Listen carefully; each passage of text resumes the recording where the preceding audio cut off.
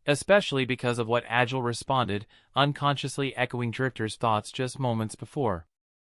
A pity he had to cut it short, because the boss was pawing at the ground. Not so cool when you get trampled by it and feel every bone in your body crushed into dust. Get your head in the game. Louder, he yelled, spread out and follow the plan. Kill this thing. As far as battle cries went, it wasn't the most inspired one.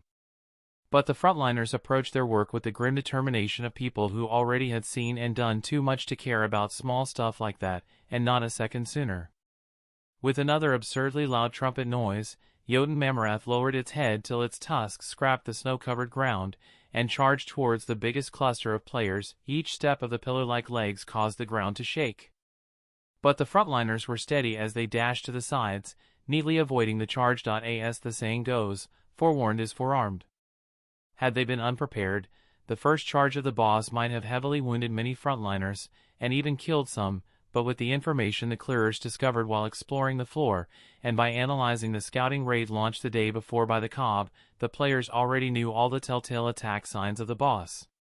They had started dodging even before Jotun Mammorath charged. The boss thundered past the spot where they had been a heartbeat earlier, its tusks carving twin trenches through the snow.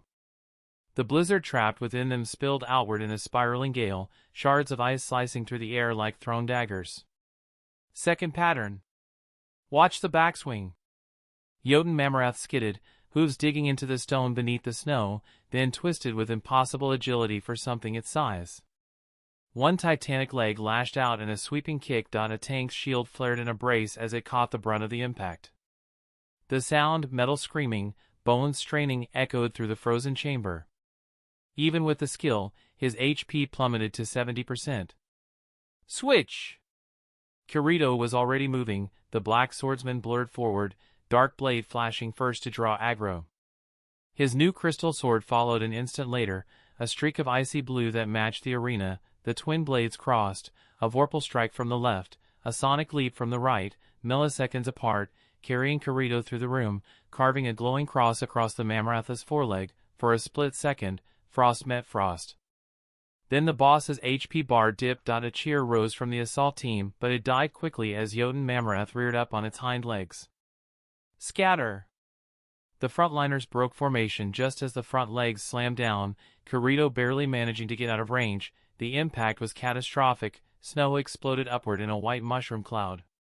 The ground cracked in a spiderweb pattern beneath the hooves, and from those fractures erupted jagged pillars of ice. The frontliners were ready for it, having seen the same attack used during the scouting raid. They dodged and weaved, eyes glued to the telltale blue glow on the ground that denounced a new ice spike about to emerge. Careful! Spread out!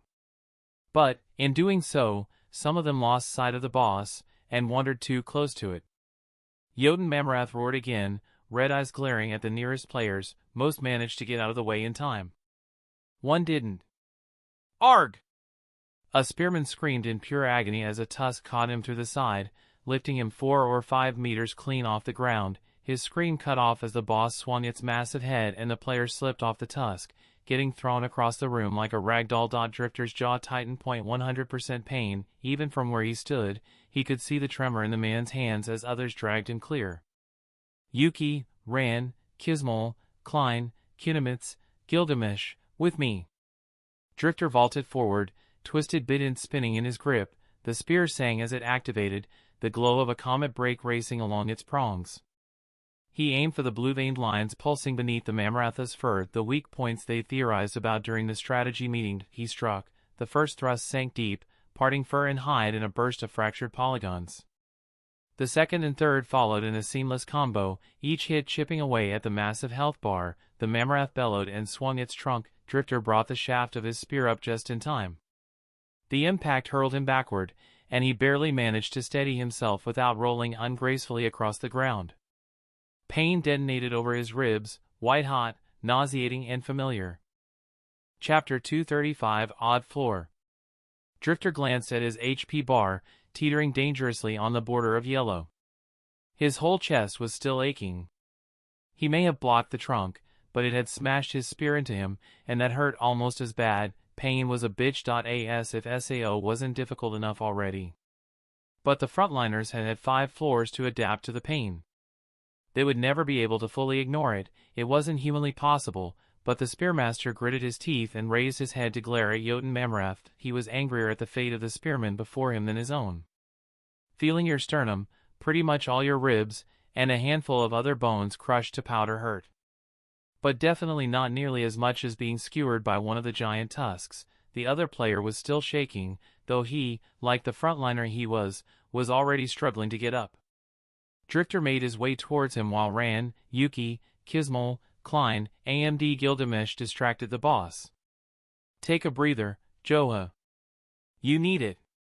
I don't. The spearman scowled, but Drifter put a hand on his shoulder to steady him. His HP had already recovered with the help of a crystal, which meant the pain had gone away, but the memory of it remained. Yes, you do. Take 5. We have no use for a dead man. It sounded harsh, but it was the language spoken in the assault team. Joha snarled at Drifter and the boss, mostly the latter, though not all of it, but obeyed. It's charging again. The Spearmaster turned towards the boss as Jotun Mamrath thundered through the room once more, throwing snow everywhere. Players scattered in his wake. Our numbers are working against us. It was Heathcliff who spoke, holding his sword and shield almost casually next to Drifter. The Reaver nodded. Yeah. Attention, everyone. We are switching to Plan B. For parties only, all the rest fall back to outside the room. Guild leaders, establish rotation. Heathcliff, you are in charge of that. The other guild leader made a sound of acknowledgement. They had already discussed this possibility beforehand, having the whole of the assault team in there sounded like a no-brainer, yes, but the room was too small, and the boss too big and its attacks of too large a scale to have everyone inside at the same time. It might make the battle quicker, but it would cost more in the long run. Their aim wasn't just to beat the boss, but to do it without any casualties. Of course, keeping the majority of the assault team outside also had its disadvantages. For one, the raid would drag on for much longer as they wouldn't be able to offset the passive health regeneration of the boss as much as they could. For another, they would be delayed in their reaction time if things went to shit and they had to rush in, but there was no battle in Aincrad without risks. A boss raid most of all. They were prepared for this. The assault team adjusted their formation seamlessly, with the guild leaders directing where each of their members should go, all under Heathcliff's watchful eyes. As for Drifter, the Spearmaster had only taken the time to crush a healing crystal against his chest before charging towards the boss again. A rage spike guided his spear between what would be a wrist joint of the boss, and punctured a large red wound into it. Brrrahhhh tomb. Again, Jotun Mamrath bellowed. Drifter didn't know if it was because of his attack or all the others who were unleashing their skills onto the monster. Whatever the case may be, the albino mammoth was unhappy. Thankfully, for all that Jotun Mamrath hit like a tank, it didn't have the most advanced AI. The boss tried to sweep its trunk across the floor to catch the ants attacking it, but they used their skills to dash away. Prepare for a switch. Furinkazan, 3rd Cobb Party, and 2nd and 4th DKB teams are in. Drifter leadership qualities had improved by leaps and bounds since SAO started. They had never been bad, but years as a frontliner and leading Reaver's Requiem in one manner or the other had transformed him from an outspoken, but normal young man, into a general with a commanding presence. It had only become more obvious since he assumed the position of de facto leader of the assault team. Even in the middle of battle, his voice was unwavering, his orders thought out, and the weight behind them uncontested. Under his command, the assault team moved smoother than it ever had before. He was intimately familiar with each and every member, their strengths and weaknesses, their quirks, who worked better with who had butted heads before, everything. He knew exactly which players to connect to get the maximum results. And it showed as the parties he called switched flawlessly with him and the others, to the point the boss didn't even notice when it was taunted and its aggro shifted. The Spearmaster retreated to the edge of the room, watching the ongoing battle without blinking. Aided by Yuna's rest and Pina's healing bubbles, his HP was already almost back to full in no time. Heathcliff, get ready. I want you on the next wave. The boss is more susceptible to high-level taunts than I expected. Use Holy Sword to tank it first.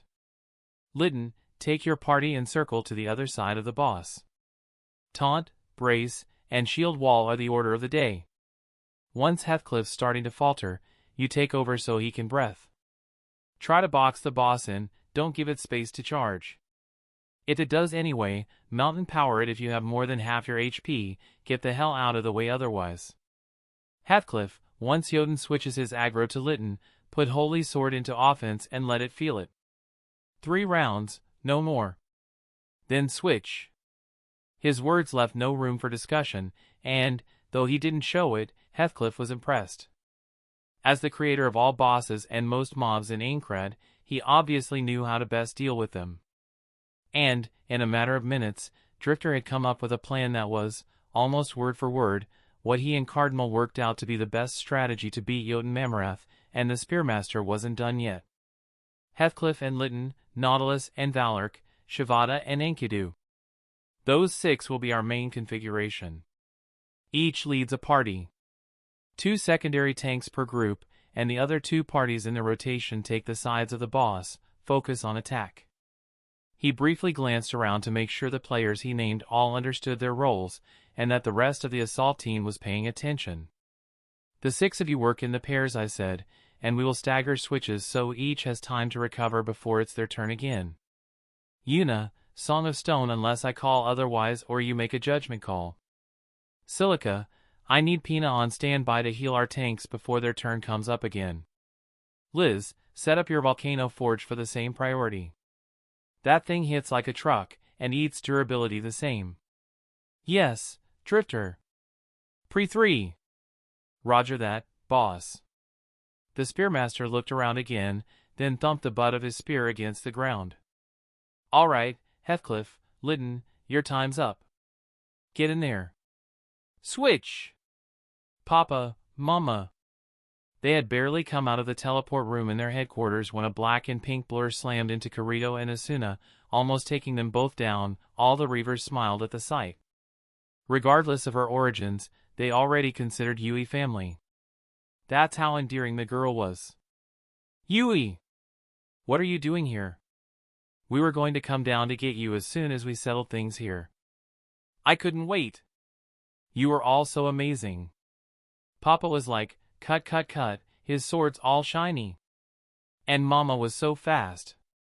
And Uncle Drifter told everyone what to do. Miss Sasha said he is a real hero. All of you are. It was so cool. The Reavers burst into laughter at her description of the battle, especially Kirito's actions. She wasn't wrong, he really did cut, and even scored the last hit bonus. Once the transmission ended, she was practically bouncing off the walls to go to you. It was all I could do to convince her to come here instead of teleporting straight away to the 56th floor. Drifter looked over the living room, where Sasha was sitting on a sofa while sipping some tea.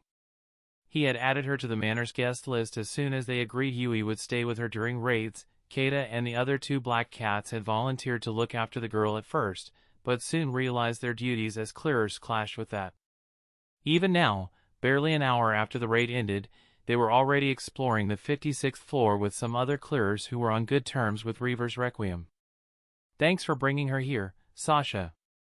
A safe zone is a safe zone, but we wouldn't want her wandering there before we get more of a feel for the next floor. Is it bad?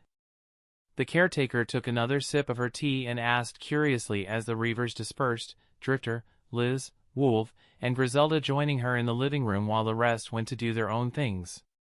Creepy more like. Giant anthills everywhere.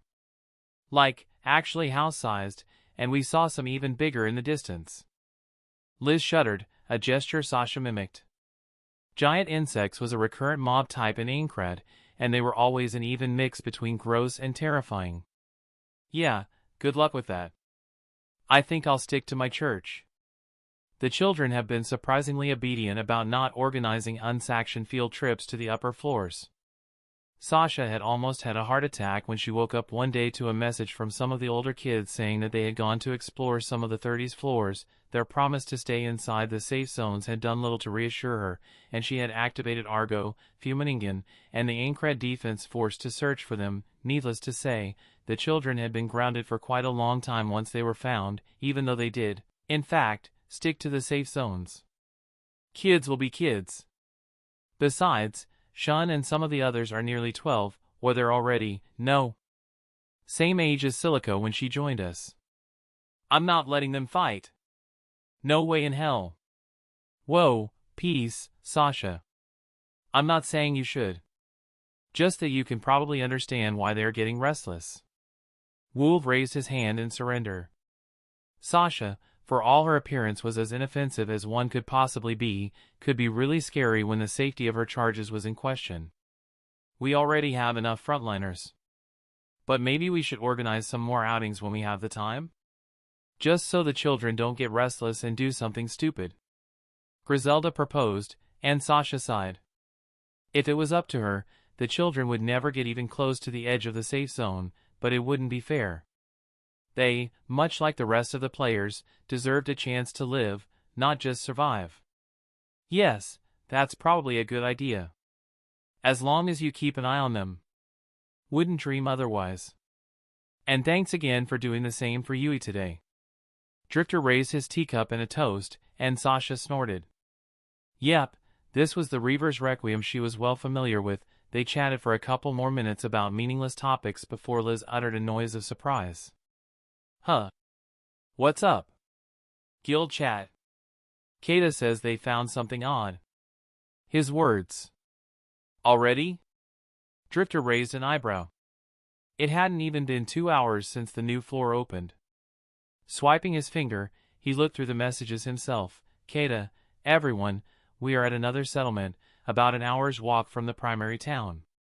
But it's odd, I guess. Agile, how so? Keita, it has everything a town has. NPCs, vendors, shops, restaurants, blacksmiths, the whole thing. Yuki, what's strange about that? Sachi, it's not a safe zone. Drifter blinked. That was odd, Drifter, you sure? Tetsuo, 100%. Marv's party can confirm, as can one of the Cobb's clear groups. They are all here. Kirito, a trap? Keita, maybe, but I don't think so. Doesn't feel like it. Or look like it. Tetsuo, green cursors all around. And the mobs, those hyena-looking things, stay clear of the town boundary. The Spearmaster almost suggested the possibility of it being a glitch, but Cardinal would never let such a glaring flaw go unchecked. The more he thought about it, the more he felt that Kirito might be right. Maybe the trap simply hadn't been sprung yet. Knocking back the last of his tea, he stood up in unison with the rest of his guild members, and bowed to Sasha. Something came up. Can you stay with Yui for a little bit more? Of course. Is there a problem?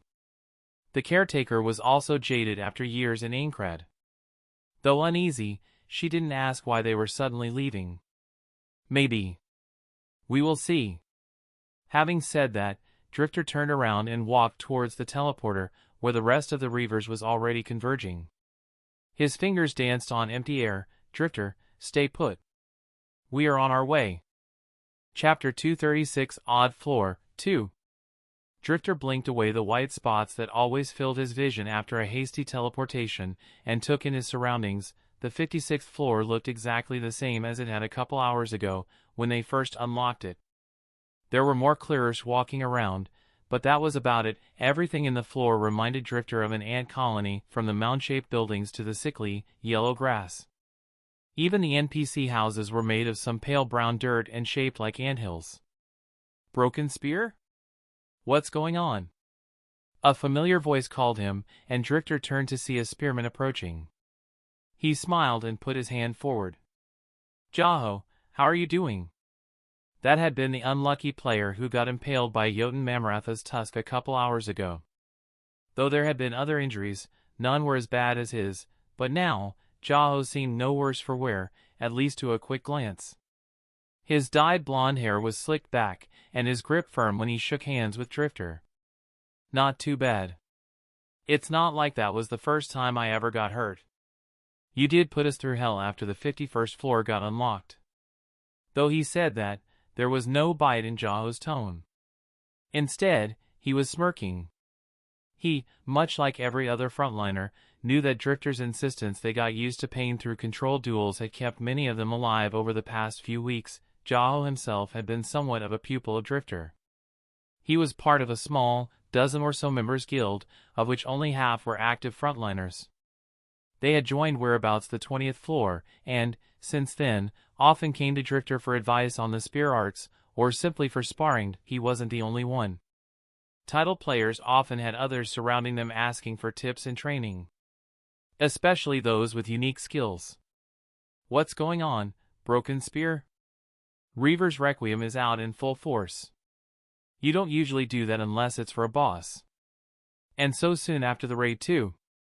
He was asking casually, but his grip on his weapon tightened, and his whole posture shifted.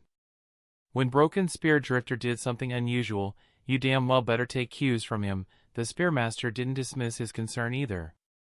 After all, until they ascertained the truth behind Keita and the others' discovery, it was better to treat it as a trap. Our clearers found another settlement an hour's walk southeast. NPCs, shops, quality of life services, the whole deal. Except a safe zone. What? That can't be right. They confirmed it. We are going there right now to try to work out what the hell's going on. We'll keep Argo in the loop. Joha nodded grimly. With Argo the rat on the job, if it was vital information for the assault team, it would reach them in a matter of minutes after the info broker knew it. All right. We were just setting out to explore the North Quadrant, but send a message our way if you need help. Will do. See you around, Jaho. You too, Broken Spear, Reavers. Drifter watched Jaho's back for a moment before nodding to himself. Good. It seemed like what happened during the raid hadn't affected his psyche. The Spearmaster knew that, in many ways, the frontliners were damaged.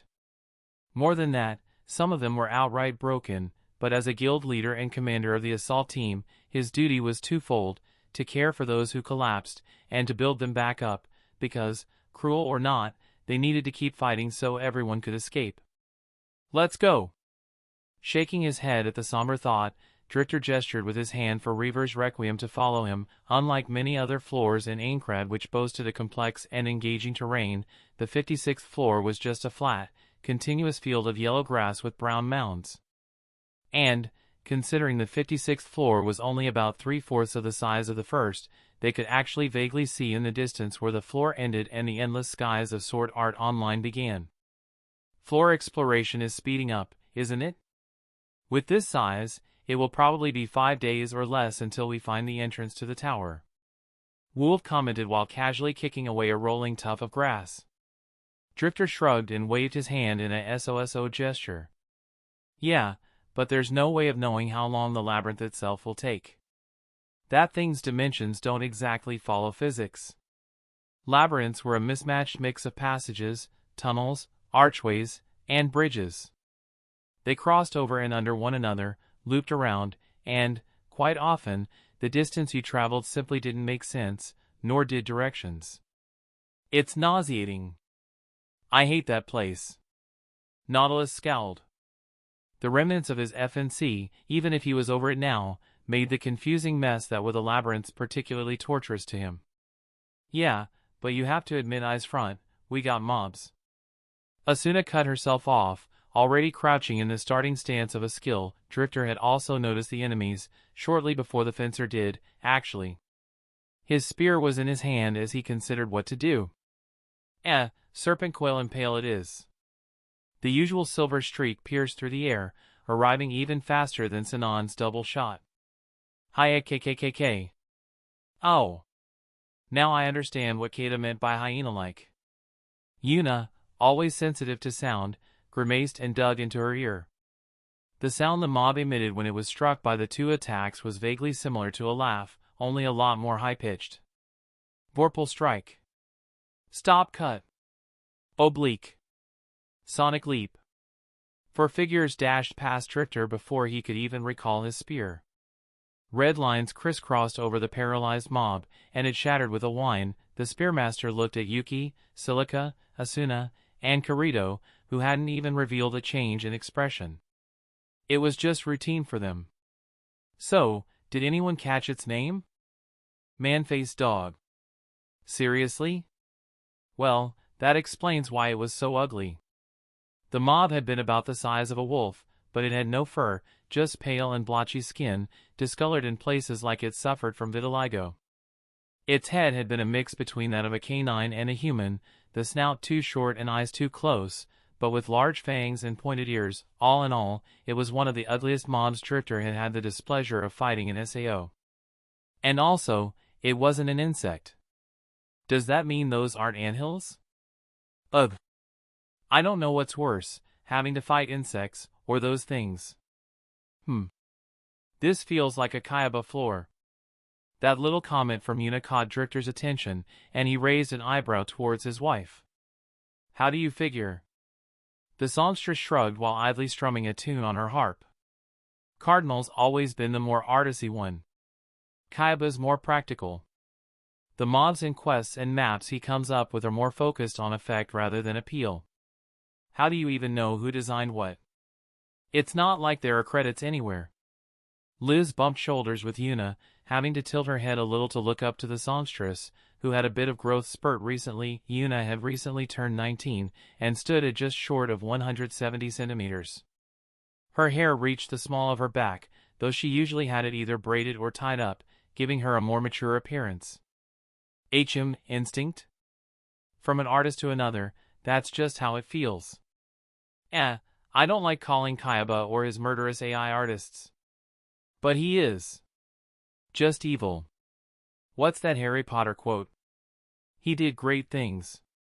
Terrible, yes, but great.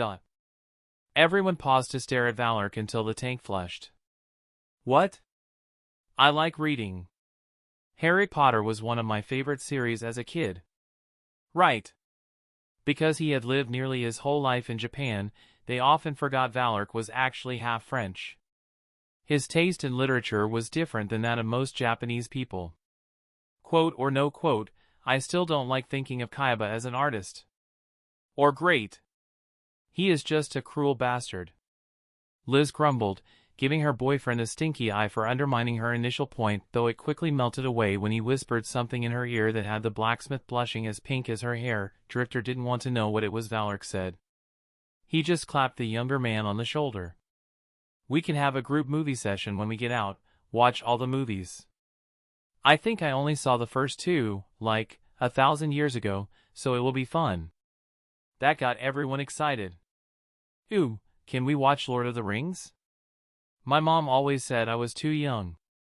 How about Lion King? It was Yuki's favorite movie as a child. Sis! There are good Japanese films too, you know? What is a movie? I wouldn't mind rewatching some of the old classics. Hey, if you want to talk about Western movies, shouldn't you be asking me? I know it better than anyone. Opinions and suggestions started flying, everyone talking all at once. Drifter felt like he might come to regret offering. Hello, everyone? 56th floor, remember?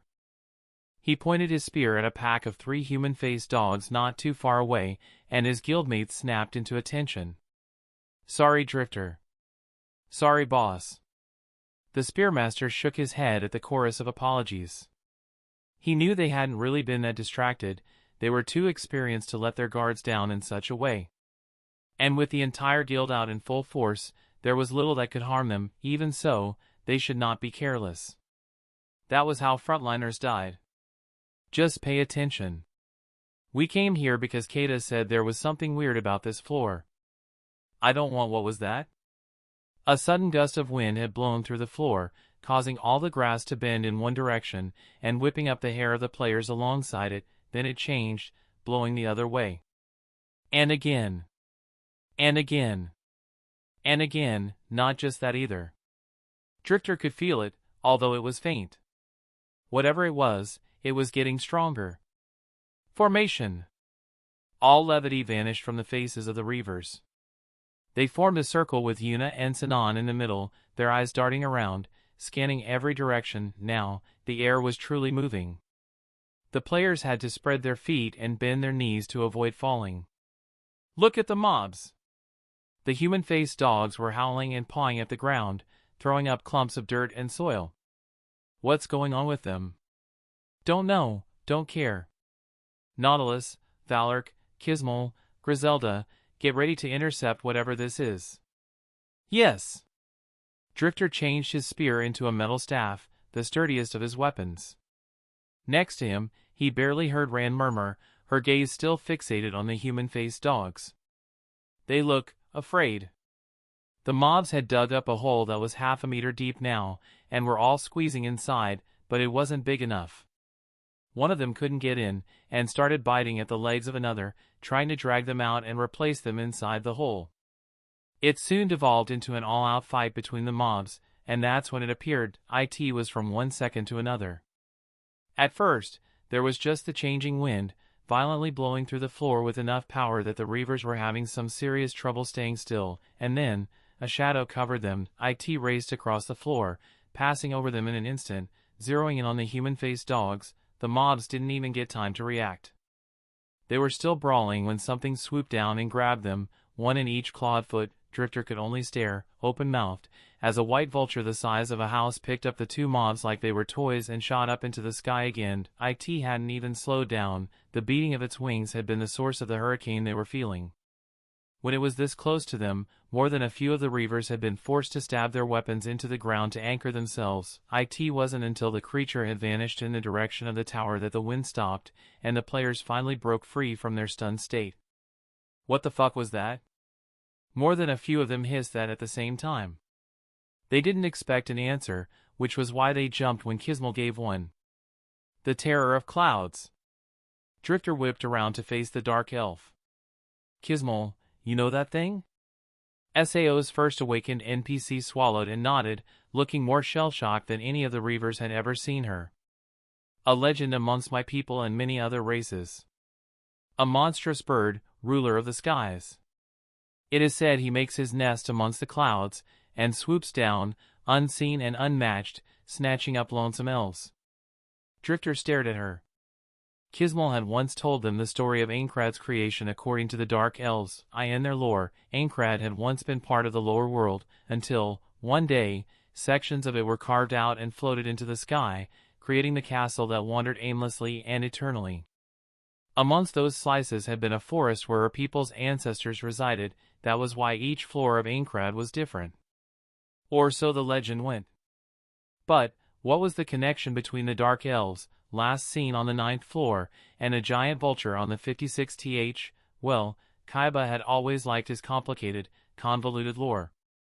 Drifter would have to kick this to Argo, let her do her thing and investigate. But one thing was certain, I think we just found our field boss. Chapter 237, A Test. A procession of downbeat players marched through the 56th floor, their minds still on the terrifying field boss they had just seen. It wasn't like they had never faced flying-type field bosses before.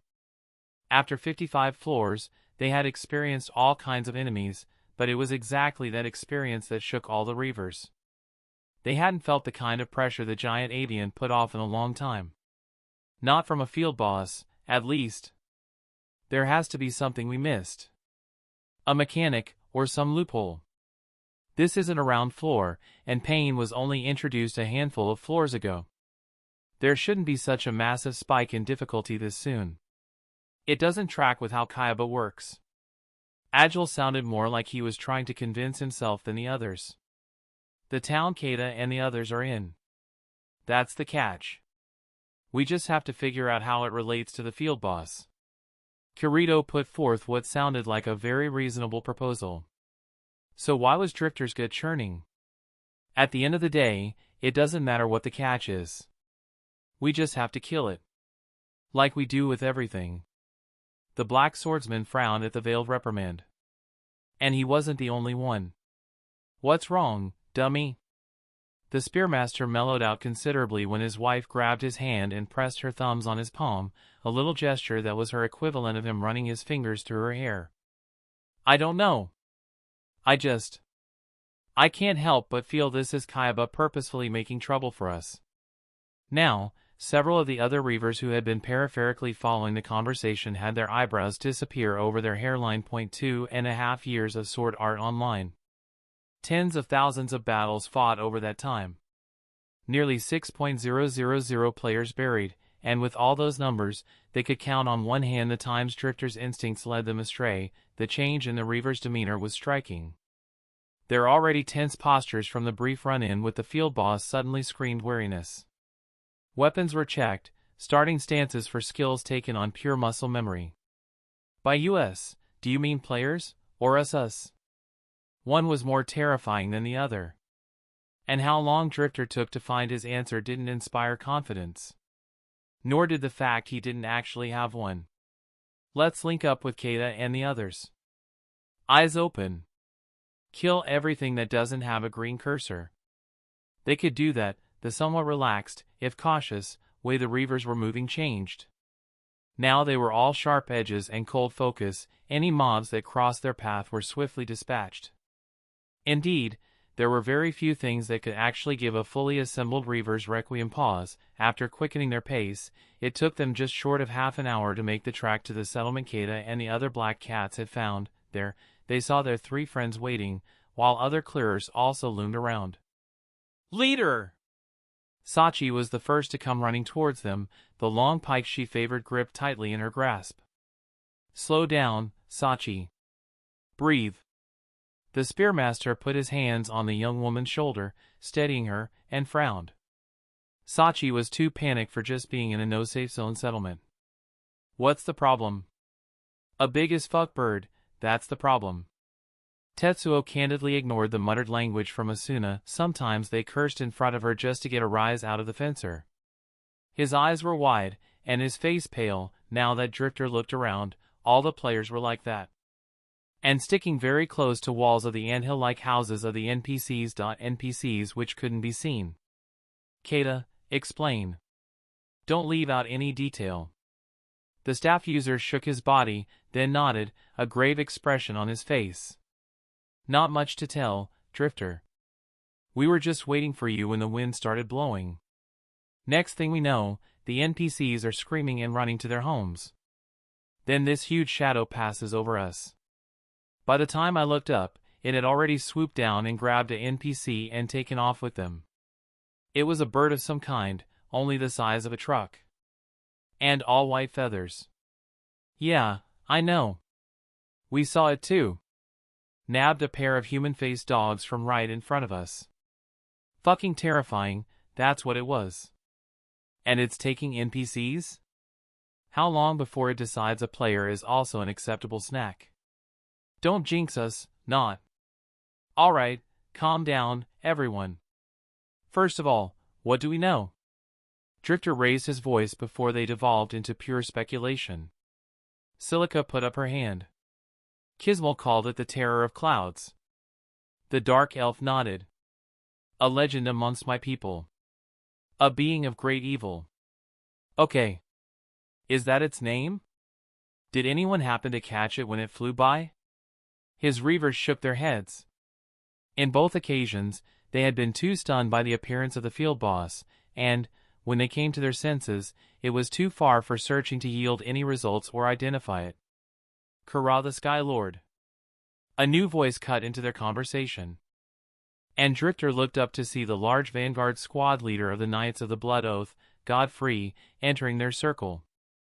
The giant of a man, usually loud and boisterous, was disturbingly serious, his expression set in grim lines. Godfrey. You saw it too? Saw it? Ha ha ha. His laughter sounded more like sobs, and all the reavers felt that familiar sinking feeling in their stomachs. There was only one reason why a frontliner laughed like that. We didn't just see it, Broken Spear. It took Mila. Right in front of us. Drifter closed his eyes and took a deep breath. He recognized the name, though he needed a few seconds to put a face to it. One of Cobb's founding members, and leader of one of their clearer parties. I'm sorry, Godfrey. She lived 15 minutes after that monster took her. We watched her health whittle away in our HUDs, and could do nothing about it. Godfrey's voice was tinged with the all-too-familiar roughness of self-loathing one got after watching someone die while you were powerless to stop it. A feeling all frontliners knew intimately, but something Godfrey had said stuck to him, and Drifter forced his callous persona of leader of the assault team to the front. You said she still lived for 15 minutes after being taken? Godfrey scowled, but nodded. What about it? The Spearmaster ignored his rudeness. It was excused in this situation. Mila was a broadsword user, right? She shouldn't have the defense or HP to survive that long alone against a field boss. That got Godfrey thinking. Drifter was right. I don't know, there must be some other factor at play here. Maybe the boss isn't as strong as it looks like? Just very fast? An event-triggered mechanic? Drifter frowned. Possibly. Alright, I'll be redirecting floor exploration and assault team priorities. Focus on story quests and making, leave the tower entrance search and labyrinth exploration for later. Find everything we can about the field boss as quickly as possible. I want to be in a position to take it down in 48 hours. You'll have to run that by the others. Kirito was referring to the rest of the guild leaders and the assault team.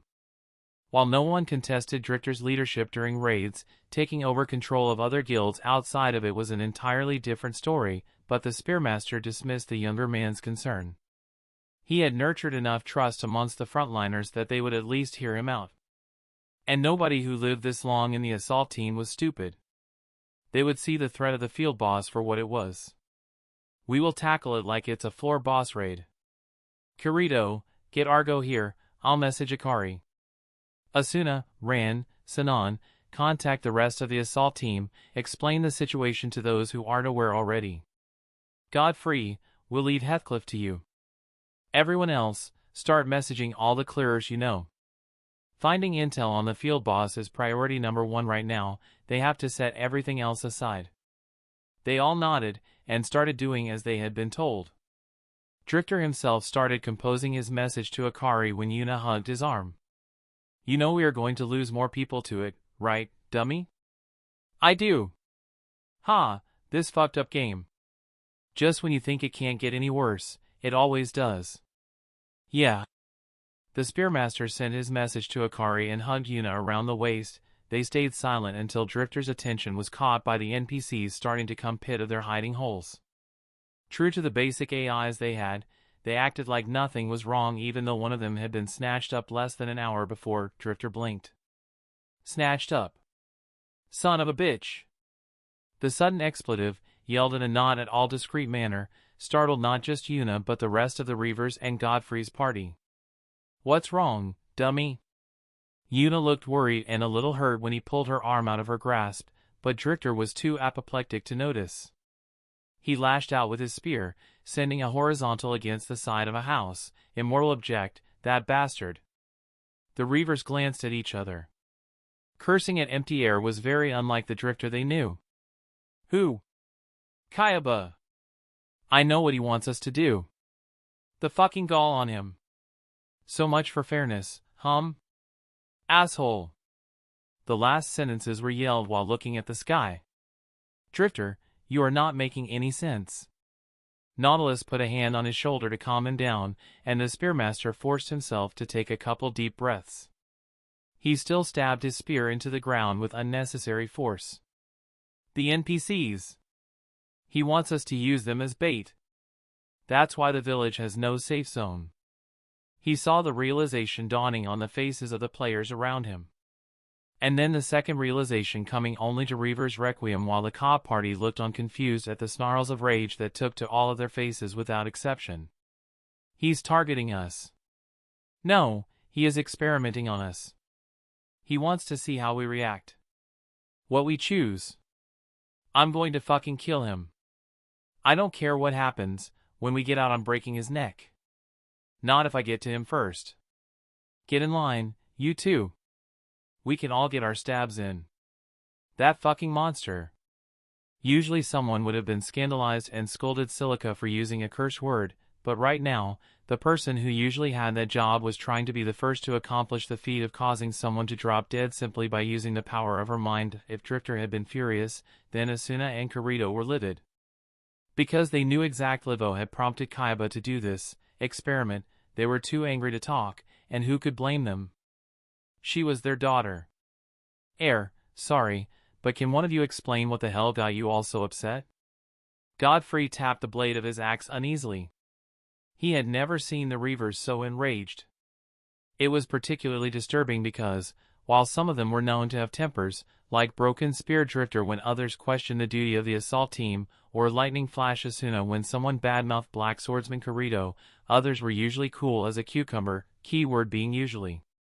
Because right now, Arrow Huntress Sinon, Precise Blade Ran, Dark Elf Kismal and even the Untitled Valork, who were some of the calmest, most cool-headed players in Aincrad, looked fit to, well, kill someone, but it was Drifter who answered.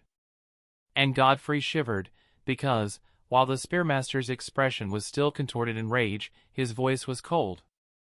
Because there is only one group of players who would care about using NPCs as bait, Godfrey. Only one guild which counts 2 awakened NPCs among its members.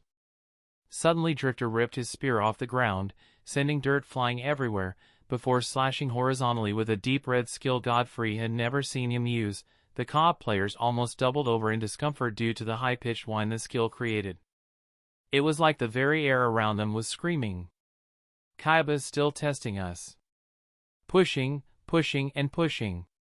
Until we rise or break. The guild leader of Reaver's Requiem, arguably Sword Art Online's strongest player, returned his spear to its sheath, most of his grievances vented on that one slash, vented, but not forgotten. He wants to see where we draw the line. Where our morals lay.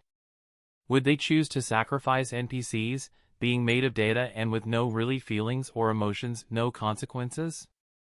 If so, how would Kismal and Yui react to it? All valuable data Kaiba would dearly enjoy analyzing. Or would Reaver's Requiem deny what was very obviously the easiest, safest way to defeat the field boss? The tactic that might result in no more casualties amongst the players, the fallout from choosing that option could very well break the assault team. Kaiba hadn't planned any of that originally. But plans must adapt to the changes in circumstance. And Reaver's Requiem certainly had brought many unknown variables to SAO that Kaiba had never considered, and he wouldn't have it any other way. Only when they broke every mold could his heroes truly be deserving of that adage. Chapter 238 Healing. Uncle Drifter. A little pink blur slammed into Drifter's midsection, and the Spearmaster chuckled as he steadied himself and picked Yui up. Hello there, Yui. Where is Papa and Mama? Drifter pinched her nose and smiled. Where are Papa and Mama, Yui? And they are both a little busy right now. Your uncle had a couple tasks for them. Like what? Drifter's smile dimmed, but he forced it back onto his face so as to not upset the little girl. There's a big bad monster on the 56th floor. Your parents and the rest of our guild are investigating ways to beat it. Your mama didn't want you to be worried, so she asked me to come back and explain to you. They had already explained everything about SAO to Yui, including what their role as frontliners meant. That wasn't the kind of thing you could keep a secret. The only thing they had held back was the little tidbit that she was formerly an NPC rather than a player, and Yui had taken all of it surprisingly well, including the fact she couldn't level up or learn any skills, for reasons unknown. All that was to mean that Yui had a fairly decent grasp about the dangers of Sword Art Online, especially after watching the 55th floor boss raid just earlier today. She had been terrified when Drifter got hurt. So, she didn't throw a tantrum when the Spearmaster told her Kirito and Asuna wouldn't be coming back until the end of the day. She just laid her head on his chest and hugged him tightly. Him. Meanwhile, Drifter and Sasha exchanged looks over her head. Drifter grimaced in response to her worried and anxious expression, and typed a quick message to answer the unasked question. Drifter, it's a mess. One dead already, Cobb clearer. We are still working on it. Yui didn't need to know someone had perished.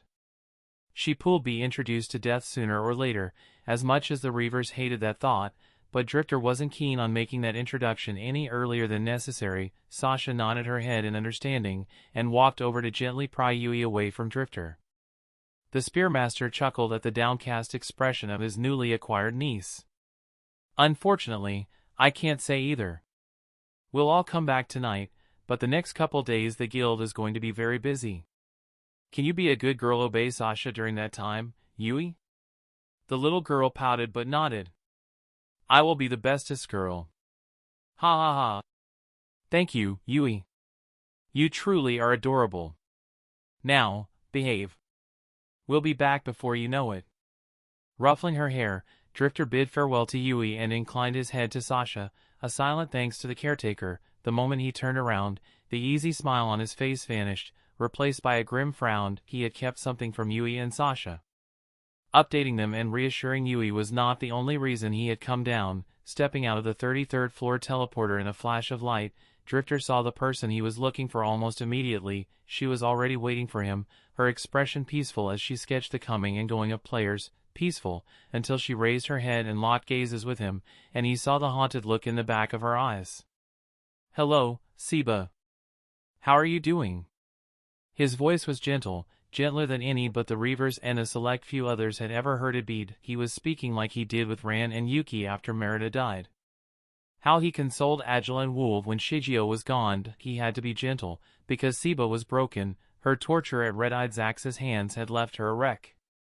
The scolding and cold-shoulder treatment Drifter and the other Reavers gave her immediately after, fueled by their grief over Shigeo's death and bloodthirst towards Laughing Coffin, didn't help either. They had come to regret that later, when they saw how damaged Siba had become. For weeks after that day, Siba hadn't left her room. The Reavers hadn't even been aware of it for a couple days, until Argo came to talk with Drifter. His little rat had made some very good and guilt-inducing points about the painter being just as much of a victim as Shigeo. Drifter had rarely felt more ashamed than he did then. As a frontliner, it was his self-imposed duty to protect all players in Sword Art Online. And he had done the exact opposite with Siba. Now, Drifter wasn't so self-centered and narcissistic to believe it was all his fault. The vast majority of the blame laid squarely at XAXA and Laughing Coffin's feet. Maybe if he had been kinder, however. Maybe if he hadn't been so consumed by grief and hate, it didn't matter. The past was the past. The damage was done. Siba refused to talk to him. Refused to talk to anyone. It wasn't until the assault team announced that they had wiped out Laughing Coffin that Siba came out of her room. In disbelief and flickering hope at first, until Drifter knelt in front of her, apologized, and promised it was true. Not necessarily in that order, but no amount of closure could make up for what Siba had experienced at XAXA and his murderer's hands. Ever since then, though she had recovered enough to paint again, Siba strictly stuck to safe zones. She was twitchy and jumpy all the time. If someone startled her, her first reaction would be to put her dagger and swipe at them. She had spent 2 weeks in Black Iron Palace for attacking a player unprovoked right in front of the NPC guards in the town of Beginnings. That hadn't helped her mental state. Drifter had never studied the symptoms of PTSD, but he would bet 50th floor mats to COR that he had seen it before, in lucky or unlucky, depending on how you looked at it, players who survived party wipes. Or those who suffered at Laughing Coffin hands. There was something about humans who were worse than mobs that hurt even more. Drifter. I am well, thank you. I haven't had an episode in nearly 2 weeks. The Spearmaster smiled at the younger woman. That's great to hear, Siba. It really is. Do you mind if I sit? The painter shook her head, and Drifter sat down next to her, glancing at her drawing. That's really good. It seems you haven't lost your touch. Thank you. The Spearmaster allowed the silence to stretch, simply watching Siba finish her sketch, until the painter put her pencil down and turned to fully stare at him. This isn't just a welfare check, is it? Drifter shook his head. No. I'm sorry. Siba sighed, and lowered her head. Her hands were shaking on her lap. What do you need? Your expertise. We met the 56th floor field boss today. Siba still wasn't looking at him. So soon? Too soon. It's a whole different thing, some sort of morality test Kaiba set up for us. It already killed someone. The painter shuddered, a visible shiver that shook her whole body. Drifter's gaze filled with pity, but he knew better than to try to touch her when she was like that. I can't do it. I can't go back, can't go out. I won't do it. I won't. I'm not asking you to, Seba. What I need is your brain, not your body. That got her attention. She was still shaking, but managed to lift her head to stare at Drifter with that unsettling haunted familiarity. You promise? The Spearmaster nodded, and this time he did reach out to hold her, very, very slowly, watching for any signs of rejection and giving her all the time in the world to get away. She didn't. Drifter felt Seba flinching as he wrapped his arms around her and pulled her in, letting her head rest on his shoulder. He had gotten very good at comforting broken people. I promise. You are the best lore chaser in SAO, Seba. That's what I need from you. Your knowledge. Argo the Rat Argo has to worry about coordinating frontliners, clearers, informants, lifestyle players, intel on quests, mobs, maps, items, and 100 other things at once. Shadow Blossom deals with the darker side of Aincrad. Seba pushed away from him, but Drifter still kept his hands on her shoulders and his gaze unwavering locked with hers. Only you focus solely on lore, because of your paintings. Before Laughing Coffin, how many mobs and field bosses didn't you sketch? You learned everything about them so your works could have more soul. Isn't that what you told me once? Seba nodded minutely. Drifter smiled gently and picked up the pencil she had put down earlier. Can you help us? The painter looked at the offered tool, hesitating before taking it. She nodded again, more firmly this time. We are looking for any connection between the 56th field boss, Kara the Sky Lord, and whatever lore you can dig up on the lower floors that links to it. Focusing on the elf floors, since Kismal recognized it. Said it was a legend amongst her people, but couldn't tell us more. Seba locked her lips, her tremors diminishing as she started combing through her memories for anything that fit. What does the boss look like? We only saw it briefly, so details are vague, but it was some sort of giant condor or vulture. 20 meters of wingspan, a little less than that in height. All white feathers, except for the head, which didn't have any. That's about it for looks. Seba had already pulled out a blank canvas, and was making some rough sketches as Drifter spoke. Like this? No, the wings weren't this thick, but they were wider. And not so straight either. More like a gentle curve. So, this? Almost. Make the tips sharper, I think. What else? The talons. They were bigger. Like this? Yeah, that's it. And the beak, it was incredible how much more of the white blur's appearance Drifter remembered than he initially thought, all of it coming out under Seba's artistic nudgings. By the time she was done, Drifter was holding what he felt was a very credible reproduction of the field boss, down to the predatory glint in its eyes. That's it. Thanks, Seba. No problem. It's good to feel like I have a purpose again. Like I can help. You. Reaver's Requiem. Shigio. A lot was left unsaid, but Drifter heard it all the same. He patted the painter on the shoulder in commiseration. You are helping. Now, I've already gotten clearers and frontliners going through the 56th with a fine-toothed comb. But I need you to dig up all the lore you can on the lower floors. You have 46 hours. Her shoulders set and her jaw locked as Seba felt the pressure. But she nodded resolutely, and Drifter mused that maybe, just maybe, one good thing would come out of this damn field boss. You can trust me, Drifter. I won't let you down. Her voice was as steady as his returning grin was sad. I know. Chapter 239, Fading.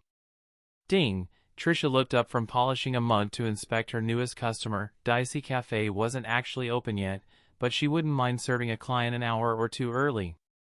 Business wasn't bad, but she also wasn't rolling in money. Good morning, Trisha. Tissa. It wasn't a new customer, however. But Trisha wasn't disappointed. She was always happy to see people she considered family. Hannah. And little Kyukai. Come in. How are you doing? Trisha eagerly welcomed both of her favorite patrons, who also happened to be her closest friends. Well, Hannah was, that is.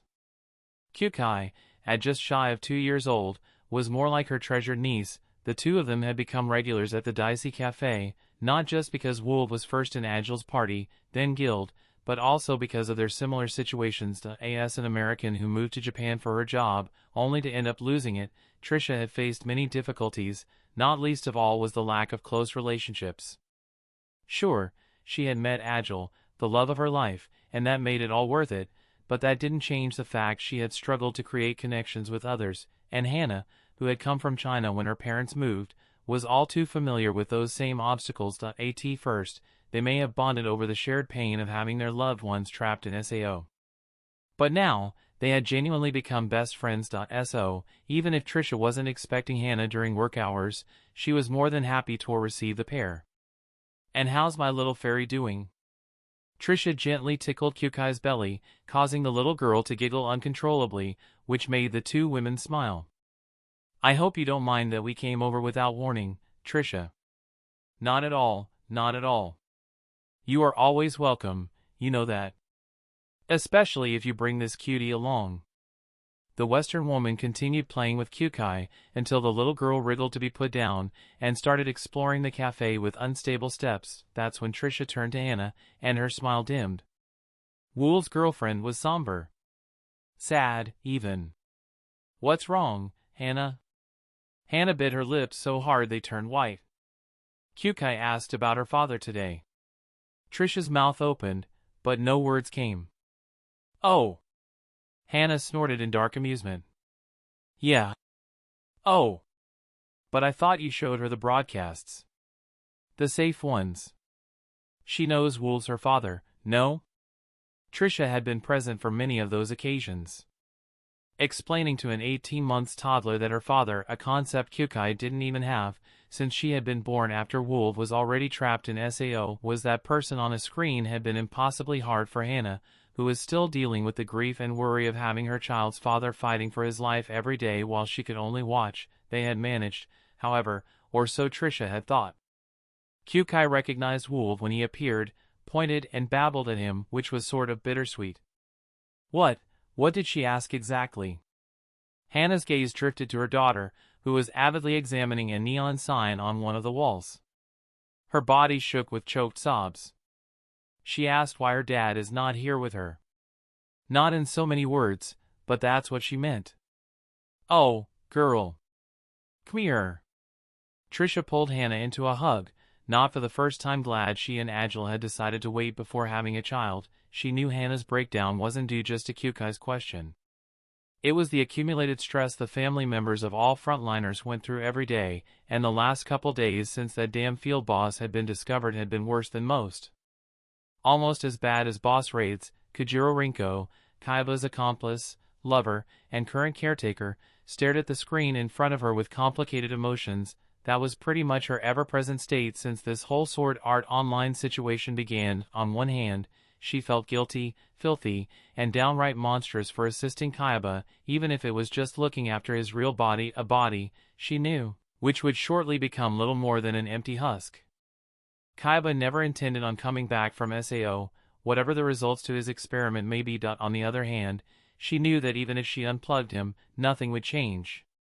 After Merida's death, Kaiba had taken steps to ensure nothing but an in-game death would actually kill the players. Precise Blade ran from Reaver's Requiem was proof of concept, her body having fallen to her illness nearly a year ago now, and, most of all, she loved Kaiba, for all he was a monster.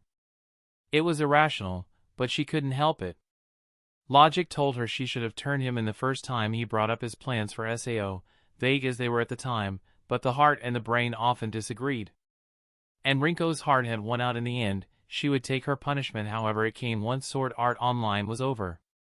But right now, she was worried because Kaiba was making changes to the game. Changes he never discussed or consulted with her. Changes that seemed to be motivated unforeseen variables in SAO, changes that made it look like he was losing control and scrambling to regain it, only Rinko couldn't tell if he was succeeding or failing at that. IT had started small.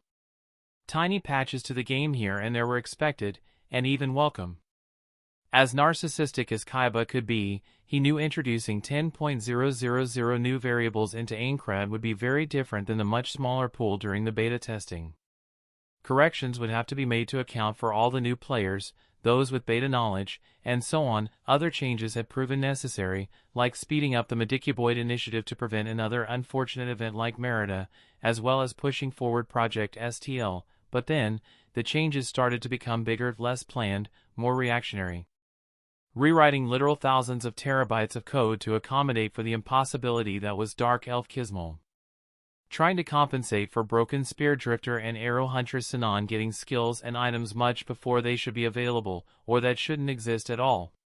Creating new unique skills to suit the players Kaiba considered special, influencing the game in always Kaiba swore he never would, so his Heathcliff persona and the guild he built could actually reach the height and importance he had taken for granted since the beginning. And let's not even touch on the topic of Yui, the support AI that gained life in ways that baffled Rinko and still eluded Kaiba in many ways. Rinko was wholly unsurprised that most of the changes Kaiba had been forced to make were born from that which he understood the least, people. Kaiba had planned for the unexpected.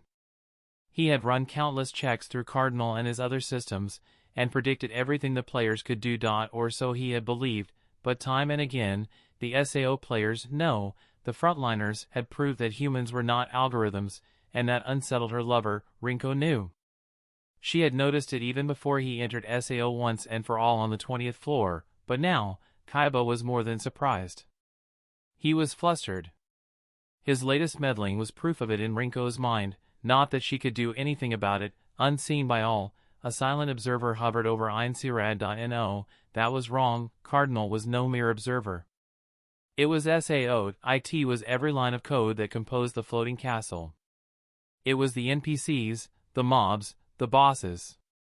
It was the quests, the dialogues, the system messages. Everything. IT wasn't how the creator had designed it initially, but that's how it ended up.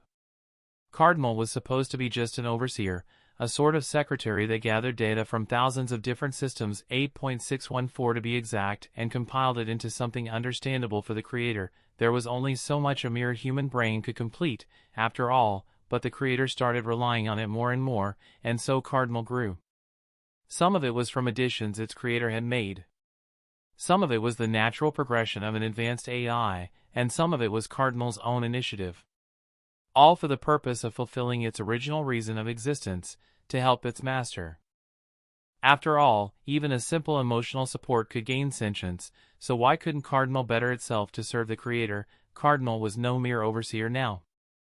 It controlled all of Aincrad, from how the wind blew on the plains of the second floor, to the acrid smell in the sulfuric wastelands of the 25th, but something its master had ordered it to do had been puzzling Cardinal recently. Kara the Sky Lord was a field boss of an interesting design, but that was all. It was a monster of a Type 1 floor, after all. Nothing was special about it, because there wasn't supposed to be anything special on these floors. Unlike Type 2 and Type 0 floors, Cardinal knew the test subjects, players, had given the floor types other names. Normal, round, sure death. It thought such distinction to be unnecessary. Nearly all the floors were normal. That was how they had been designed by it and the creator. Calling Type 2 floors round also made no sense. All floors were round. Aincrad was conical in shape, and the players had committed a misnomer with Type 0 floors. Many players survived, so calling them sure death was factually incorrect, but the 56th floor was a normal Type 1 floor. And the field boss was a normal field boss. Or it had been, until the creator intervened. He had modified the field boss to the point it couldn't even be considered the same entity. Cardinal had questioned him on why, and the only answer it received from the creator was a test. Cardinal had no opinions whatsoever on the matter. It was only here to aid its master. And that's what it would do, regardless of the motivation behind his actions. Kaiba was disappointed, honestly. He had redesigned the 56th floor field boss in the hopes of further exploring the capabilities of the awakened AIs Kismol and Yui. He wanted to see how they would react if their guild members started using NPCs, even if unawakened, as tools. After all, while Yui had not yet been told she was an AI, mostly because even the Reavers did not know that yet, Dark Elf Kismol was fully aware of her origins. It was cruel, even Kaiba would readily admit. But it was not cruelty just for the sake of it.no, this was research in an entirely new and unexplored field. Never before had AIs gained awareness. The semblance of it, yes, but never the real thing, until Kismol. To this day, Kaiba couldn't explain how the Dark Elf NPC had broken free from her programming to become a true player. Oh, he could point out the when, where, and even the why, but not the how. And that ate away at him, and Yui was even more of a head-scratcher. Originally an emotional support AI, NLT even an NPC, she had never had contact with players, or even a real body, but suddenly there she was, at Reaver's Requiem's mansion, adopting the Black Swordsman and the Lightning Flash as her parents. It frustrated Kaiba to no end how all those things were happening without his say-so. But it also excited him.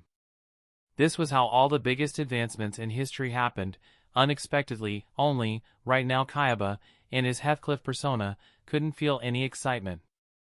Only disappointment. Broken Spear Drifter, leader of the frontliners, and that still stung a little in the part of Heathcliff that desired control over everything, had called a meeting to discuss the field boss, just as Heathcliff expected, but after laying out all the intel, what little there was, Kaiba ensured that Argo the Rat, Shadow Blossom Akari, and that unimportant lifestyle player had collected. They had not even considered the most obvious solution. Heathcliff could see in the shared glances that several frontliners had thought of it. But whenever one of them looked to be gathering the courage to speak up, they took a single look at Broken Spear Drifter's serene visage, and swallowed whatever they were about to say. Heathcliff could understand why. There was something about the Spearmaster's posture that made even him hesitate. He knew then that he would have to be the one to put forth the solution to their problem. Using NPCs as bait to bring down the field boss was the only possible way to beat it. He had made sure of that. Heathcliff took another glance at Drifter. Just maybe, not now, Kaiba shouldn't have changed the field boss. It had seemed such a small thing when he did it. And he didn't think it was wrong either, but he didn't understand that the tears Hannah shed on Trish's shoulders were because she could feel one thing. Neither did they. He didn't understand that the unease eating away at Rinko was because she could feel one thing. Neither did she. He didn't understand that the reason Cardinal felt unsettled even though that shouldn't be possible to an AI like it was because it could feel one thing.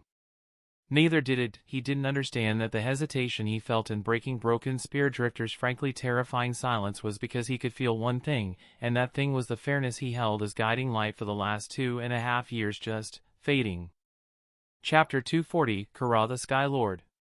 Under the eaves of one of the 56th floor's characteristic anthill-like buildings, Drifter shared one of Asuna's sandwiches with Shivada. While the Spearmaster was indifferent, Shivada was quite clearly fretting over something.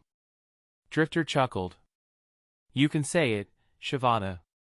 I'm not gonna go ballistic or something like that. The DKB vice leader grimaced. Sometimes Drifter was way too observant. Sorry, brother. It's just, are you sure about this? Drifter chuckled, but there was no mirth in it. Bringing the boss to the village? Yeah. I don't like it, but yes. Shivada glanced at him from the corner of his eyes. Everybody could see what Kaiba wanted us to do, which is honestly the main reason why we refused to even bring up using NPCs as bait. Kismol, Yui, and the general fear of Reaver's Requiem's reaction had also played a part in it, but pettiness towards Kaiba was definitely the biggest reason. They just hadn't expected you didn't think we would be the ones to propose using the village as the battlefield. Well, yeah. Drifter chuckled again. I'll admit, our decision wasn't really guided by logic. On one hand, we can't let more players die to the field boss. And I'm man enough to admit to the hypocrisy of not really thinking of the NPCs that might die in that case. Most of them were just lines of code. Shivada wasn't sure the Spearmaster really believed that. They had known each other and fought side by side for over 2 years.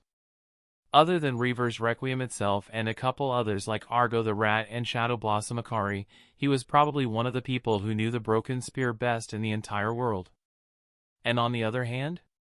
On the other hand, just the idea of doing what Kaiba wants makes my stomach churn. Add to that what it would mean for Kismol if we sacrificed beings who were just like how she used to be. The Spearmaster paused. And when he spoke again, his voice was reduced to a whisper, and Shivada had to lean closer to listen. If Kismol died today, I would mourn her just like a real person. No doubt about it. No matter how contrived her existence is, to us she is real. And while most of the time I can shrug off NPCs dying, or even killing them, this time if we let it happen, I just know they would feel real too. Like Drifter had said, it wasn't logical. And his words weren't making much sense either. But they didn't need to for Shivada to understand what he meant. Both of them knew death all too well. They had seen strangers and friends die, had mourned it, and a shameful part of them that they tried to ignore rejoiced on it. They had killed, and Drifter had died, so nobody knew death better than him, which was exactly why the frontliners agreed to Reaver's Requiem's honestly ill-fated, unspoken request not to use the NPCs as bait. Because they couldn't put forth that suggestion and ever look Kismel in the eyes again. And now that we have Yui, it's even more impossible. Shivada had met the little girl, Kirito, and Asuna's daughter, and that was still a wild thing to process twice. She was utterly adorable, and if the Reavers hadn't explained her situation to him, the tank would not have, in a million years, thought she wasn't another poor child trapped in SAO. So it all comes back to the age-old adage, Kaiba's a bastard. Yup. Drifter popped the P in the word, and Shivada shook his head in amusement. It took a lot to keep a frontliner down. What do our spotters say?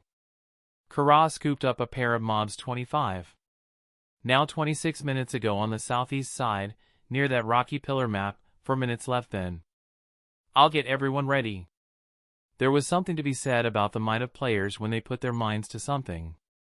With the assault team rushing to map the 56th floor, the clearer speed running quests, and Akari, Seba, and other lore chasers, all coordinated by Argo, working together, they had learned everything there was to know about Kara the Sky Lord inside Drifter's 48 hours deadline. For example, they had learned that the field boss would show up at different maps of the floor, unfortunately at a seemingly random order, to capture prey exactly every 30 minutes. A timer had been set the moment they confirmed that particular piece of information. Every player who entered the floor knew to seek shelter in a safe zone or, if one wasn't available, to put everything aside and look to the sky when that timer went off. Unfortunately, even that safe measure had been unable to prevent all deaths, and 2 more players had been snatched up, never to be seen again, but even in tragedy, there was something to be learned. The players discovered that the force of the wind that blew through the floor whenever the boss was about was a fairly good indicative of how close it was. Reacting in time was another story entirely, but it wasn't impossible.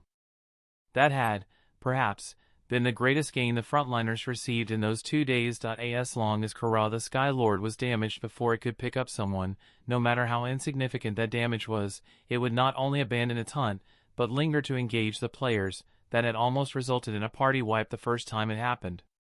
Were it not for the decisive actions of the clearer party leader, who ordered an immediate retreat when she saw the field boss wasn't leaving, it was very possible 6 more names would have been scratched off the wall. But dark thoughts aside, this discovery gave the assault team a very clear strategy: wait for the field boss to appear, get Sinan and/or Drifter to shoot it down, and kill it. That was the simplified version, of course.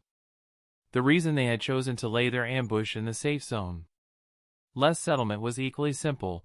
The more beings gathered in a single place, be them players, NPCs, or mobs, the higher the odds the field boss would show up. As it was, they were about to cross the 3 hours mark in their wait. The cycle of 30 minutes of inactivity followed by 60 seconds of tense scanning of the skies left them all restless, hence why Shivada had come to chat with the Spearmaster. Their wait was about to end, however. Drifter felt it even before the wind started blowing through the town and the NPCs dashed for the safety of their homes. In another display of SAO's sometimes disturbing realism, every hair in his arms stood up and a shiver ran down his spine. The sandwich he was eating dropped to the ground and shattered while his gaze instantly snapped up. "Get ready! Here it comes!" His bellow reached the ears of every frontliner, and they abandoned whatever they were doing to take their positions. No one questioned how the Spearmaster knew the field boss was on its way when there were still 2 minutes on the timer. Reaver's Requiem, Furinkazan, Legend Braves, Knights of the Blood Oath, Dragon Knight Brigade and a dozen other frontline guilds rushed out from the buildings where they had been taking solace from the sun. In a matter of seconds, they had formed several tight circles of 2 parties each, all looking at the sky. Drifter's own group was formed by most of Reaver's Requiem minus Sinan, who was nearly on the opposite side of town as him, and a couple others, the only two in the assault team with long-range skills. The two Reavers would be critical in hitting the field boss before it could grab someone, and hence had split up to cover more ground and ultimately raise their chances, but they weren't the only ones. In preparation for this battle, Drifter had also spread out all players who were skilled with throwing picks, like Kirito. The Black Swordsman was huddled with Furinkazan and Ambrose Guild, and last but not least, Drifter had brought in some outside help. His gaze briefly flickered to the legend Braves, who surrounded Neza protectively. The man himself was, by far, the most nervous player there. It couldn't be helped. Neza wasn't a frontliner, or even a clearer. He made his living as a slightly above-average blacksmith and was one of Argo's countless information sources. But he had a pair of chakrams which, while not as effective as Drifter's spear or Sinan's arrows, were still a long-range weapon. Orlando and his braves hadn't been eager on pulling Neza into this mess, but Drifter had managed to convince them. The chakram user wouldn't need to fight, just strike down the field boss for that first exchange. Afterwards, the frontliners would take care of everything. A little under a minute and a half passed while the frontliners scanned the skies.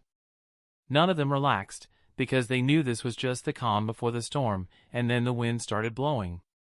"Get ready!" Drifter repeated himself, slotting his spear neatly on his forearm and raising it over his head in the starting pose of serpent coil impaled. In another group, Kirito held 3 throwing picks between his fingers, while Sinan knocked an arrow onto her bow.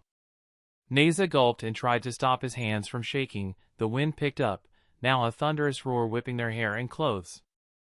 The NPCs had already ran for safety. North side.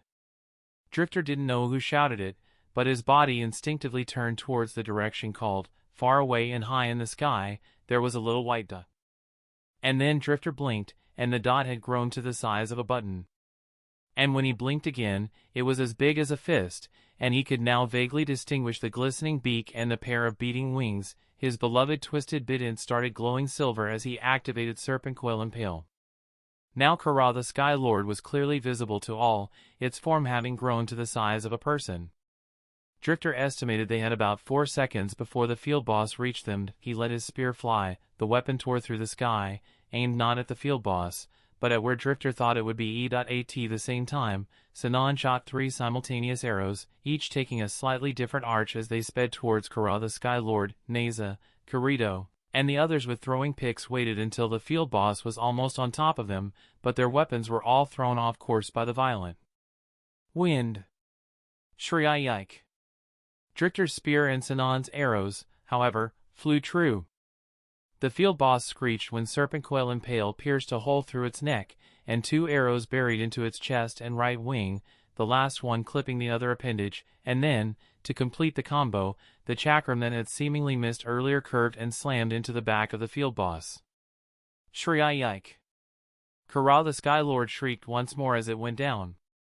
While it could shrug off Neza's chakram on account of him being just a mid-level player, Drifter and Sinan were an entirely different story. Serpent Coil Impale remained, to this day, in the top 5 of Drifter's skills when it came to sheer damage.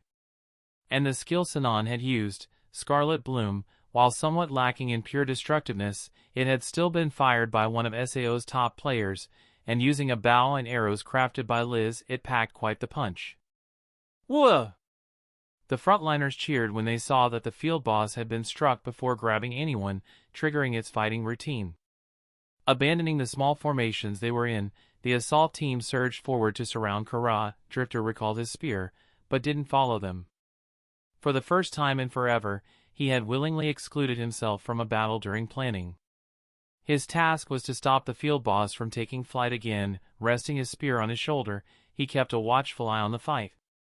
It was quite the unique experience for him as, while his situational awareness had always been one of his strengths, he was usually in the thick of it. Still, just a couple minutes of watching revealed to him that taking personal action would be unnecessary after being grounded and unable to take flight again due to the frontliners taking turns rotating to attack its wings. Kara the Sky Lord's battle power diminished by at least half, and it became clear it wasn't any stronger than other field bosses. It was only its speed and gimmicks that made it seem so. While the assault team utterly butchered the field boss like it was a giant chicken, Drifter couldn't help but wonder what Kaiba felt watching this. 2 hours later, 55th floor, Granzum, Knights of the Blood Oath Stronghold, Guild Leader Office. Kaiba intertwined his fingers as he went over his gains from Kara the Sky Lord's raid. Truthfully, they had been negligible. One could argue Broken Spear Drifter had used the NPCs as bait like he intended when he chose the village as the battleground, but with how many preparations the title player had made, and how through they were, the NPCs were never in any danger. In other words, Kaiba's experiment had been a failure. Well, not entirely. He had acquired some data, only it was the opposite of what he wanted.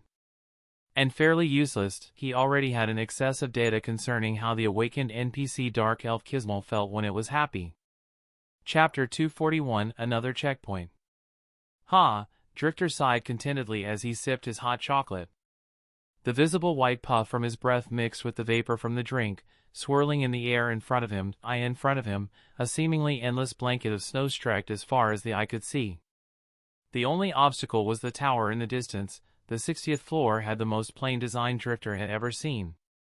It truly was just a straightforward snowy field. No hidden ice caves or frozen lakes, even the mobs were lackluster Arctic wolves, snow golems, horned hares, and one polar bear-adjacent field boss. The overwhelming simplicity of the floor told Drifter all he needed to know about the coming battle. Draining the last of his hot chocolate, Drifter smacked his lips, then set the mug down on the table. Getting up and stretching, he pulled his spear from its sheath and turned around. 100 frontliners stared at him, armed, armored, and ready. Let's do this. 60 raids. 60 days. That was how many times Kakuka Seijiro had sat at his desk and watched the assault team fight for the lives of everyone in Sword Art Online. Nearly 3 years had passed since that cursed day when 10,000 innocent victims gleefully wore their nerve gears, excited to play the most awaited game of this generation. Half of them would never wake again, but, even through thousands of deaths, the frontliners endured. They withstood the test of time and despair, held together after massacres carried out by mobs and monsters who walked on 2 legs. Again and again they had been broken down, only to rebuild stronger, forging ahead regardless of fear or pain. It was as awe-inspiring as it was depressing. Seijiro had truly hoped that by now, they would have managed to bring the survivors back. They had some of the best minds on the planet working on it, and many contingency plans. They just lacked someone willing to carry them out. After all, if they succeed they would be heroes. And if they failed, mass murderers. The SAO players would have to save themselves, climbing Aincrad with teeth and claws, something the frontliners had already been doing for a while, and didn't seem keen to stop. Their will and grit was beyond impressive. Fighting their way up Aincrad to the 50th floor had already earned them the respect of all across the world, even soldiers like Seijiro, but the 10 floors that came after, those were the real clincher, suffering wounds that would leave healthy men laid out for weeks, or even killed outright, on a daily basis, feeling all the pain from each and every one of them, and still going. If there had been just one person like that amongst the 10,000 SAO players, Seijiro would already have been impressed. The fact that there were over 100 in the assault team left him both stunned and proud. He wasn't unaware of the economical and political ramifications either. An entire industry had grown around SAO in those short 32 months. Kaiba had somehow hacked the entire world so his broadcasts were free for all, but so-called specialists, analysts, commentators, and more had sprung up like shrooms after a summer rain, and that was just on the media side of things. There was also the merchandise, which had quickly become a worldwide phenomenon. Millions of people around the globe looked up to the frontliners with an almost reverential fervor. They might not be able to tell you their own birthday, but they could list the members of the assault team in alphabetical order and backwards. It was a good thing that Lightning Flash as soon as father had taken over Kaiba's old company, and claimed patent to everything he possibly could. He had put his foot down that all the proceedings from merchandise, and there were a lot of those, from t-shirts to action figures, would go to a fund established to support the families of SAO players, living and deceased alike. Considering his daughter was one of the most prominent frontliners, and that he held majority ownership of the company, no one had been quite willing to fight him on that. Something good that came out of the macabre phenomenon that was the world zealously watching what was basically a modern-day gladiator match, in its very own coliseum to boot, and now, yet another match was starting. Seijiro wondered if, like the emperors of old, Kaiba was waiting, pondering which way to turn his thumb. Hrafnheim, Goliath of the Cold. That was the name of the 60th floor boss. When the players arrived on this floor and saw it was simply an empty field of snow, they had thought the boss might be another giant behemoth like Jotun Memref.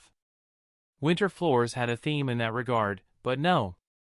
Despite the word Goliath in its name, Hrafnheim was quite small for a boss, meaning it still towered above all the players by a good 2 meters. Its size aside, the boss looked nearly humanoid. If you ignored the icy blue tone of its skin, Hrafnheim wore animal pelts woven into elaborate designs, with plenty of platinum chain links decorating them. Bracelets and rings of the same material adorned its arms and hands. A cape, crafted of pitch-black feathers, rippled in an unseen wind over its shoulders, but by far, the most distinguishable features of the boss were those above the torso. A slender neck supported a head that was far too angular to be considered human. Blonde hair, pale to the point it almost looked white, flowed in long locks, falling to its shoulders and covering the right side of its face, but what really caught Drifter and everyone's attention was its single visible eye. It was milky white, with no pupil or iris to speak of. Blind, no doubt. And yet, the frontliners felt its gaze piercing them with unbridled contempt. This was the boss of a round floor. The assault team had never underestimated it. In round floors, the smallest mistake could mean death. And with the memories of the 50th still hanging over their heads, they all felt a weight pressing onto their chests. Plus, there was the comma in its name. They had yet to meet an enemy with one that wasn't a true monster. Drifter glared back at the boss.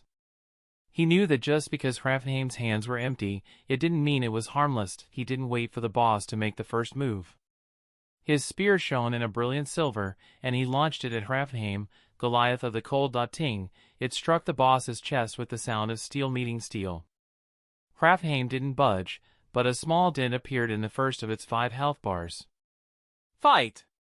That was the sign for the raid to start.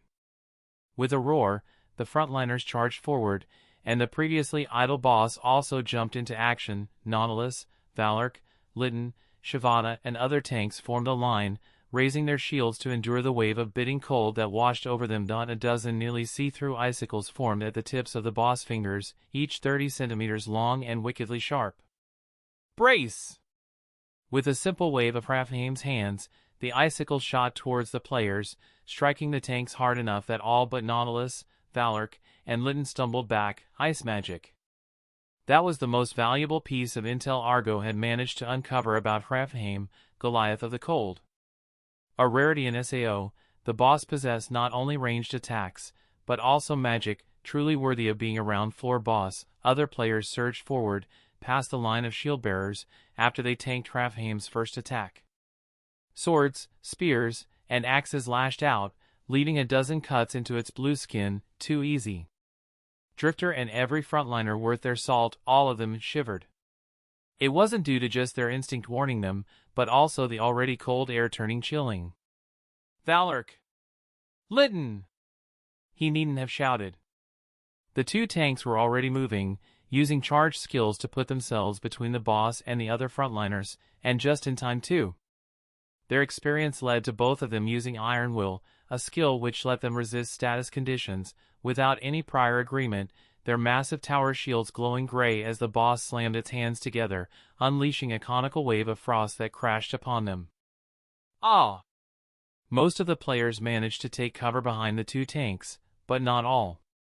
A dagger user screamed in surprise and pain as the attack caught him head-on, and a layer of black ice grew over his legs, locking him in place and eating away at his HP. That piercing blind gaze of Hrafnheim turned towards the unlucky player, and it waved its hand in a dismissive gesture. A thorny spear of ice, nearly 2 meters in length and with the width of a fist, materialized from thin air, floating there. With Hrafnheim's wave, it shot towards the dagger user. Ting, and stopped short. Nautilus stood in front of the player, buckler raised to block the attack, indomitable might not giving an inch despite the force behind the spear. A savage grin hung on his lips. Reactive aggro. The second worst kind of aggro system in SAO. The boss AI was advanced enough that it would ignore normal aggro ranges and target the most vulnerable player at the moment. That meant taunt and other skills like it, as well as all the strategies reliant on it, lost most of their value. That wasn't why Nautilus was smiling. His burning glare was focused beyond the boss. Should have known an eye on your surroundings, sucker. Almost as if it understood the Reaver, Hrafnheim spun around, just in time to eat Drifter's spear, quite literally too. The Guildmaster's weapon pierced through Hrafnheim's mouth and came out the back of its head. The boss didn't falter, even as the green line of its first HP gauge took a sharp dip into yellow. Ice claws grew on its knuckles, and it slashed at Drifter. Ugh! The Spearmaster couldn't help but grunt as pain blossomed across his arm and torso. The claws tore into him, leaving long gashes dripping red shards. Even then, Drifter endured the sharp pain to smash his heel onto Hrafnheim's knee, the highest he could reach, considering the boss was about 4 meters tall, and even letting his spear pierce its head was only due to Drifter stretching his entire body with a martial arts sub-skill, at the same time pulling his weapon free and retreating. Pre-eye. Almost instantly, Yuna's rest and Pina's healing bubbles started working on bringing his health, which had taken about a 25% hit, back to full. Hrafnheim, meanwhile, didn't press the offense. Its blind gaze swept past Drifter, taking in the other players. During that brief exchange with the tanks and then the Spearmaster, the assault team had completely encircled it. Drifter could almost swear he saw something akin to respect in the boss' frozen features.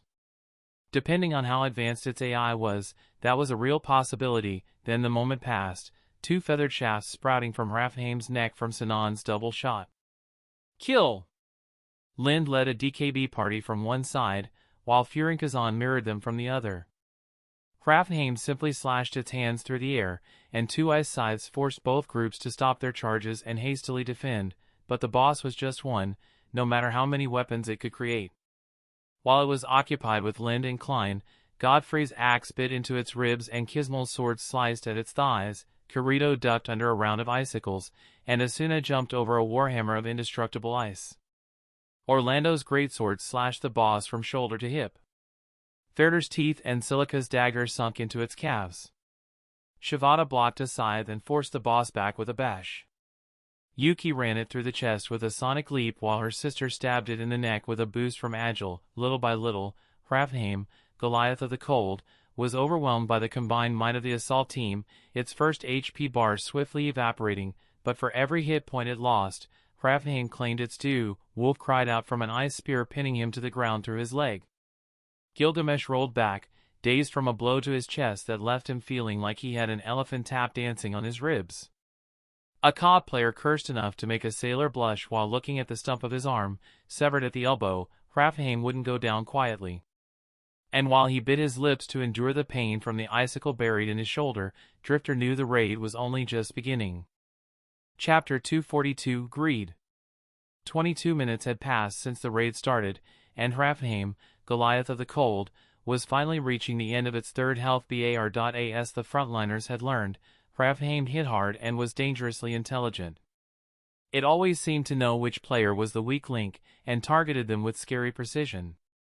The tanks were working overtime to block its pinpoint assassinations in the form of ice spears that always shot at defenseless players with deadly accuracy. No one had died, but the unsaid yet in that sentence hung over the assault team's heads like a guillotine blade waiting to fall. Round floors were no joke. While the frontliners had managed to overcome them without losses before, those were the exceptions, not the norm. Drifter scanned the battlefield, all the while holding back a grimace.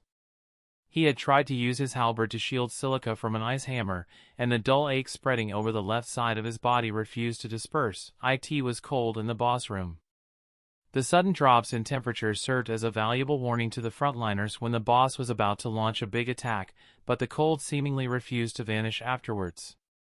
By now, every breath the players took resulted in a miniature cloud, and a thin mist rose from the frigid ground. All of it served as a sign that the hardest part of the raid was about to begin. When Hrafnheim's third HP bar only had a few percents left, the assault team retreated without even needing Drifter's command. Sinan. HM, bowstring soprano.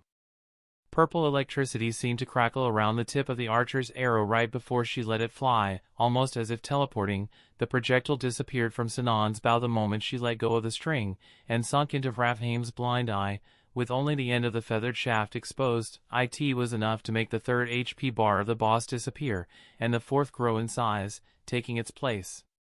"Here it comes," Drifter heard Kirito muttering under his breath next to him as the black swordsman crossed both of his swords in a defensive posture. Getting information about a boss' second phase was exceedingly rare, and, unfortunately, they hadn't lucked out this time. They were going in completely blind. The frontliners refrained from attacking while the boss went still and then started swaying in place. They took the chance to replenish their HP and stamina, and those who needed it went to Liz for some rushed repairs. Hrafnheim, Goliath of the Cold, let it happen. It was occupied undergoing a transformation. Steam started to be emitted from its body, and, under the wide-eyed gazes of the frontliners, its pale blue skin rippled and darkened into a deep blue, nearly black. At the same time, the feathered cloak over the boss' shoulders, seemingly purely aesthetic until this very moment, gained a life of its own. It started floating, before taking the shape of two massive black wings sprouting from Hrafnheim's back. The already pale hair of the boss turned snow-white, ondulating through the air like it was alive and, consequently, revealing the eye that had been hidden until now, a smooth golden globe with streaks of blue radiating from the pupil, and finally, to complete the ensemble, Hrafnheim clapped its hands together, before very slowly pulling them apart. As it did that, a weapon started to take shape. Oh! Drifter felt greed clawing at his heart as he looked upon the magnificent spear Hrafnheim had just conjured. It was a thing of beauty. About 3 meters long, its shape was deceptively simple. It didn't have an ornate guard or rich embellishments.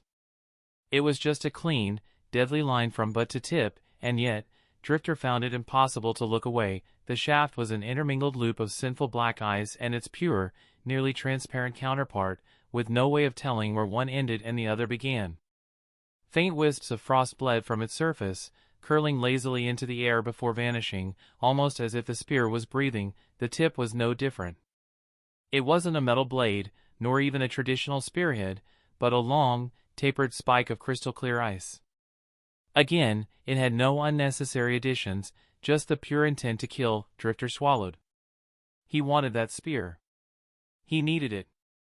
If it didn't drop as the final item, he was going to find Kaiba, beat him up, and make him code it into the game just so he could have it. He wasn't the only one who felt that way. All the other spear users and Liz were greedily eyeing the weapon to the point they almost forgot the ongoing boss raid, almost being the keyword.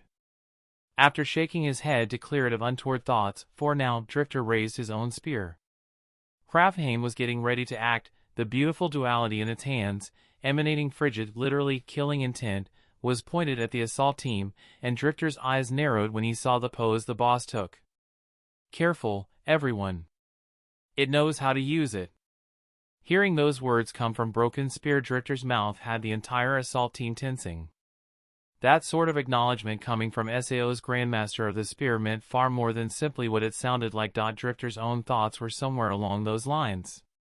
The way Hrafnheim was holding its weapon told him it planned to lunge forward, mayhaps with a skill similar to Rage Spike. He was right. A minute passed as the frontliners and boss stared at each other. Hrafnheim's revealed golden eye somewhat more unnerving than its blind gaze from before. Then, just as suddenly as that first wave of icicles, the boss moved. Hrafnheim beat its wings once, and disappeared from its previous position. While Drifter blinked in shock at the empty space where the boss once resided, he heard a familiar voice, laced with pain. "Arg!"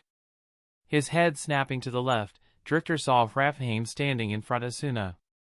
How the boss got there, the Reaver didn't know nor cared.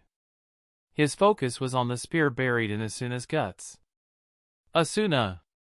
Kirito and half a dozen other voices shouted her name, but Drifter and the others closest to her were already in motion. Screeching Bisection, one of Infinite Spear's sub-skills, cut a red streak through the air, aiming to do exactly what its name implied and split the boss in two. Meanwhile, Yuki came at Hrafnheim from the other side with a six-pointed star, her twin swords glowing azure as the six-hit slashing combo tried to make mincemeat of the boss arm, and Valork used the basic, but always effective, shield bash to force it away from the fencer. Neither of the three skills hit.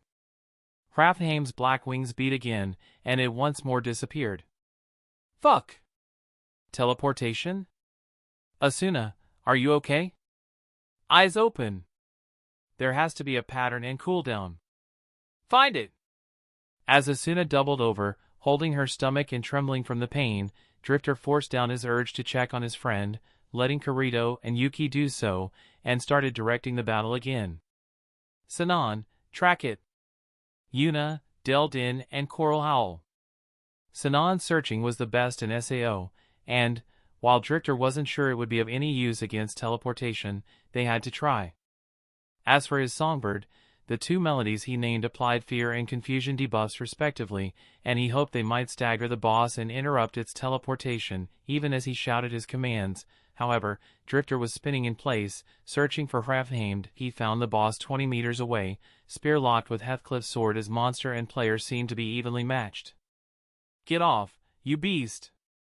Same as before, Hrafnheim vanished the moment Godfrey's axe came close to it, appearing amidst a group of DKB players and sweeping at them. "Ack! Ugh!" Two of them screamed when Hrafnheim's spear sent them flying, both missing a good chunk of their health and, in one case, a hand, but this time, when the surrounding frontliners retaliated, Hrafnheim didn't teleport away, instead electing to block the incoming attacks with the shaft of its spear. "It's on cooldown! Clock it!" Drifter immediately saw the change in pattern for what it was. Hrafnheim could complete 3 teleport jumps in a row before it was forced to wait. Now they just needed to know how long it took to recharge, and while they waited, kill that fucker. It wasn't Drifter who shouted it, but the Spearmaster agreed with the roaring player. Kirito, after the momentary panic from seeing Asuna hurt past, was already charging at Hrafnheim, and the other Reavers, Guildmaster included, weren't far behind, despite its relatively small size when compared to other bosses, and the undeniable skill it showed with the spear. There was little the boss could do to defend against 100 frontliners taking turns to attack it, half a dozen at a time. Wounds started to pile up quickly, and the 4th HP bar depleted at a visible rate, but Hrafnheim took its pound of flesh in return. Players were thrown aside or had no option but to retreat with their HP bordering on red after just a handful of exchanges. Severed limbs flew every which way, each signaling a player who would be out of combat for at least 15 minutes before they regenerated. By the time Drifter reached Hrafnheim, 24 players, including Kirito and a handful of other Reavers, had been forced to step back, though the boss had lost a sizable chunk of its HP. At Drifter's best guess. In its second phase, Hrafnheim lost some of its defense in exchange for increased attack power, alongside trading its magic and range for the spirit. Held point 1, which it wielded with a lot of skill too. Its attacks were swift as a viper, but heavier than a charging bull. The power behind them was no joke. At least that was how it felt when they traded blows, Drifter's spear sliding along Hrafnheim's and puncturing a hole through the boss chest, but not without the Reaver receiving one of his own on his shoulder. "Ha!" Exhaling, Drifter ignored the pain as best he could, and positioned his palm about halfway up the shaft of his spear, using his body weight to press down, thus shoving both his weapon, and the boss trapped beneath it, towards the ground. Hrafnheim lost its footing, stumbling half a step forward, and Drifter grinned with enough teeth to send shivers down the spines of anyone watching the battle. The Reaver's spear rose up in one smooth movement, the butt smacking the underside of Hrafnheim's chin. With a bone-cracking snap, that nearly forced the boss off its feet, and that was before Drifter switched around the position of his hands, spinning his spear a full 180 degrees and carving a deep groove across Hrafnheim's belly and chest. The Reaver only regretted that none of his attacks were in ideal positioning to launch any skills, thus limiting his damage output, but watching Hrafnheim wrench its spear from the ground and take a cautious step back was very satisfying. The boss was skilled. With its spear, yes. And the advanced AI that let it know when to retreat was a hassle, not to mention the teleportation, which would surely be a bitch to deal with. All of that made Hrafnheim a very dangerous foe indeed, but when it came to pure spear arts, Drifter was better, and he took no small amount of pleasure in proving that. A quick glance at the top left of his vision, and Drifter decided he still had it in him for one more attack, taking advantage of the boss' decision to retreat, which, while it allowed Hrafnheim to deal with more attacks from a handful of other frontliners, also let Drifter gather his bearings. The Spearmaster crouched and narrowed his eyes. As if sensing the danger, Hrafnheim smashed away the players bothering it, and fixed Drifter with a cold glare from its golden eye. Its spear quickly rose in a defensive stance when it saw the blue glow around the Reaver. It was hard to tell how much that helped when Drifter's split stream collided with Hrafnheim, painting a red line that went from the top of its left knee all the way to its shoulder, were Hrafnheim a player and not a boss, it would undoubtedly have lost an arm, and maybe even a leg. Split Stream was Drifter's strongest skill, bar none, but it took nearly 3 seconds to activate, a length of time no player would ever grant him in a duel. It was only usable in situations like this, where others could distract the target long enough for him to prepare, but what an effect it had. Hrafnheim's fourth health meter went straight from a healthy green to a dangerous yellow, nearly 10% of it vanishing in a split second. Drifter savored the look of surprise on the boss face, one which was, unknown to him, mirrored by Heathcliff, just before Hrafnheim used its teleportation once more to pop to somewhere else in the battlefield. Chapter 243, Up We Go. 2 weeks and some change after the 60th floor boss raid, Drifter was carefully polishing his newest conquest. There was no real benefit to it, as weapons didn't rot or blunted in SAO, but he enjoyed the action all the same. In that characteristic Aincrad fashion, the 61st floor looked nothing like the one below it. The winter wonderland had given way to an impossibly large lake, occupying nearly all of the floor. A number of small islands dotted the surface of said lake, uninhabited by any but mobs, while the only large settlement of the floor, a sprawling city, surrounded the stairs coming from the level below. When the setting sun shone over the lake, the whole floor was painted golden.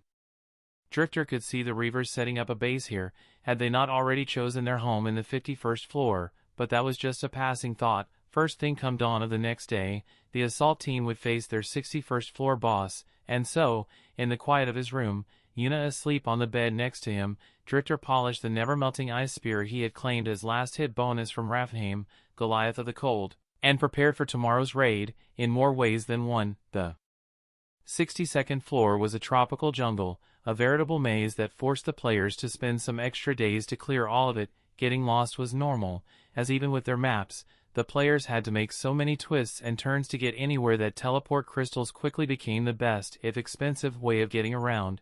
But now they were ready to challenge the ruler of this forest. The assault team at his back, Drifter took a deep breath before pushing the boss room doors open. What was the best adjective Drifter could give to describe the 63rd floor, and that was saying something, considering the boss they had just beaten to get here had been a corrupted water spirit, but the never-ending rain that befell the floor gave validity to his analysis. While they had experienced rain before in other floors of Aincrad, it had never been as heavy or constant as in the 63rd. Here, it simply never stopped. It made fighting hell. Not for the first time, the players cursed Kaiba's penchant for realism. The straightforward nature of the 64th floor provided a welcome respite to the frontliners and clearers. Having an open field in front of them, even one heavily populated by some very hostile mobs, was much better than wading through mud and being soaked to the bones day in and day out. It also helped make up for the delays in clearing time they had experienced on the 62nd and 63rd floors. In a short 10 days, the assault team was once more gearing up to fight another floor boss. It would, unfortunately, be a day of tragedy, though one Drifter couldn't help but feel the victim had brought upon himself. A DKB clearer, frustrated and disgruntled from having his application to join the assault team rejected twice by Lind, had followed them into the boss room, and they had only noticed too late. The player had paid with his life for his recklessness and, frankly, stupidity, and though neither Drifter nor Lind blamed anyone or themselves, it still soured what would have otherwise been a day of celebration. The 65th floor was one giant ruined city. From the northernmost point to the south edge, from east to west, all of it was covered in debris from collapsed houses and other structures. It resembled the 5th floor greatly, though there was no treasure hunt to distract them. Instead, they had to be on high alert at all moments for astral entities that floated through broken walls or even the ground, making eerie sounds that resembled whispering children far too much. Needless to say, the frontliners wouldn't be coming back to this floor once they were done with it. Drifter closed his eyes and breathed deeply onto the crispy air of the 66th floor. It was hot, perhaps uncomfortably so, but he would take anything, even the ever-reigning 63rd floor, over having another ghost creeping up on him while he tried to eat his lunch, his gaze lowered to the ground under his feet. Through the soles of his feet, he could feel it was hard like stone, but to his eyes, it looked more like some sort of crystal, opaque like frosted glass at some points, and clear and transparent at others. Tang, the sound carried when he tapped the ground with the butt of his spear. It sounded like he had flicked his nail at a window. Lifting his eyes, he scanned the floor. There was little in the way of physical obstacles to impede his sight, but the glare of the sun reflecting off the ground made judging distances an exercise of futility. There was a small town visible, however, and Drifter pointed his spear at it. "That's the safe zone. Let's get moving." They were all tired, coming down from the adrenaline high of the raid. It was just a little over midday, but Drifter couldn't wait to go back to bed, and he knew his reavers had much the same thoughts. It wasn't meant to be, unfortunately. They had barely walked 100 meters before the frontliners at the vanguard stopped. "What's that?" A simple question, and it instantly snapped the assault team into combat mode. They spread out so as to not get in each other's way, weapons were raised in preparation, and formations shuffled to place tanks at the front. Drifter kept his gaze locked on what had alerted his fellow frontliner. It was a blur on the ground, barely discernible from its surroundings. The opacity of the crystal made it hard to identify any features, but one thing they could be sure of was that, whatever it was moving, almost like a shark or whale surfacing from the sea. The blur grew larger as it climbed higher, and it said something that none of the frontliners bat an eyelid at. The concept of a mob swimming through the ground like it was an ocean. The players stepped back, putting some distance between them and the incoming enemy, and let it emerge completely. Having just climbed to the 66th floor, they were in the information-gathering phase, so the more they let the mob do its thing, the better intel they would collect. "Okay, that's creepy as fuck." What surfaced from the ground, almost as if it were melting up somehow, was a humanoid being made of translucent glass, but, even though the creature was clearly inhuman, its features weren't. The face it was using, and Drifter used that term literally, was that of the frontliner who had first called for attention. Even its armor, melded from pure glass, and its weapons, longsword and shield, were the same as the ones the player carried. Drifter eyed the mob in disconcert. The red cursor and name above its head, Mirror Shade, were as good a clue as its appearance for what the monster's abilities were. "Everyone, back off. Let Shuren fight it. Shuren, try to drag it out.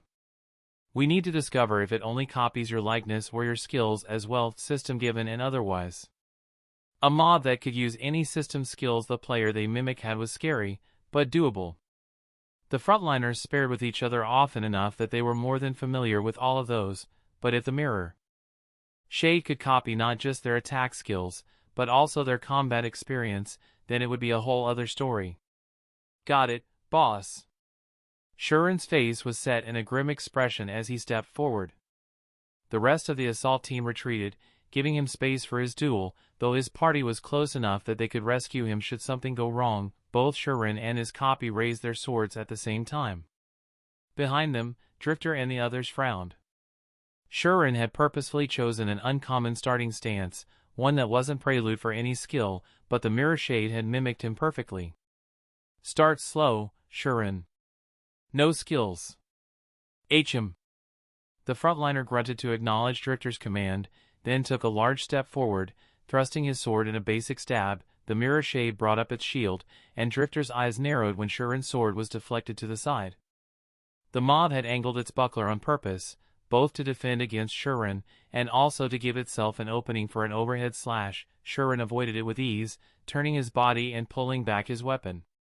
He hadn't put much force on his exploratory stab, however, even though the clash had resulted in a net zero for both sides. Shuren was frowning heavily. Any fighter worth their name would know to do what the mob did. That in itself wasn't impressive. And it wasn't the first time the players had met enemies with a combat AI advanced enough to do it too, but it had been too smooth. Like the Mirror Shade knew exactly what Shuren was doing, the next minutes of battle asserted that fear.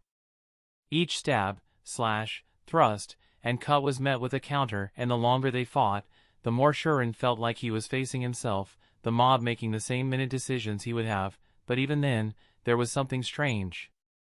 Something Drifter noticed as well, and thus shouted a new order to Shuren.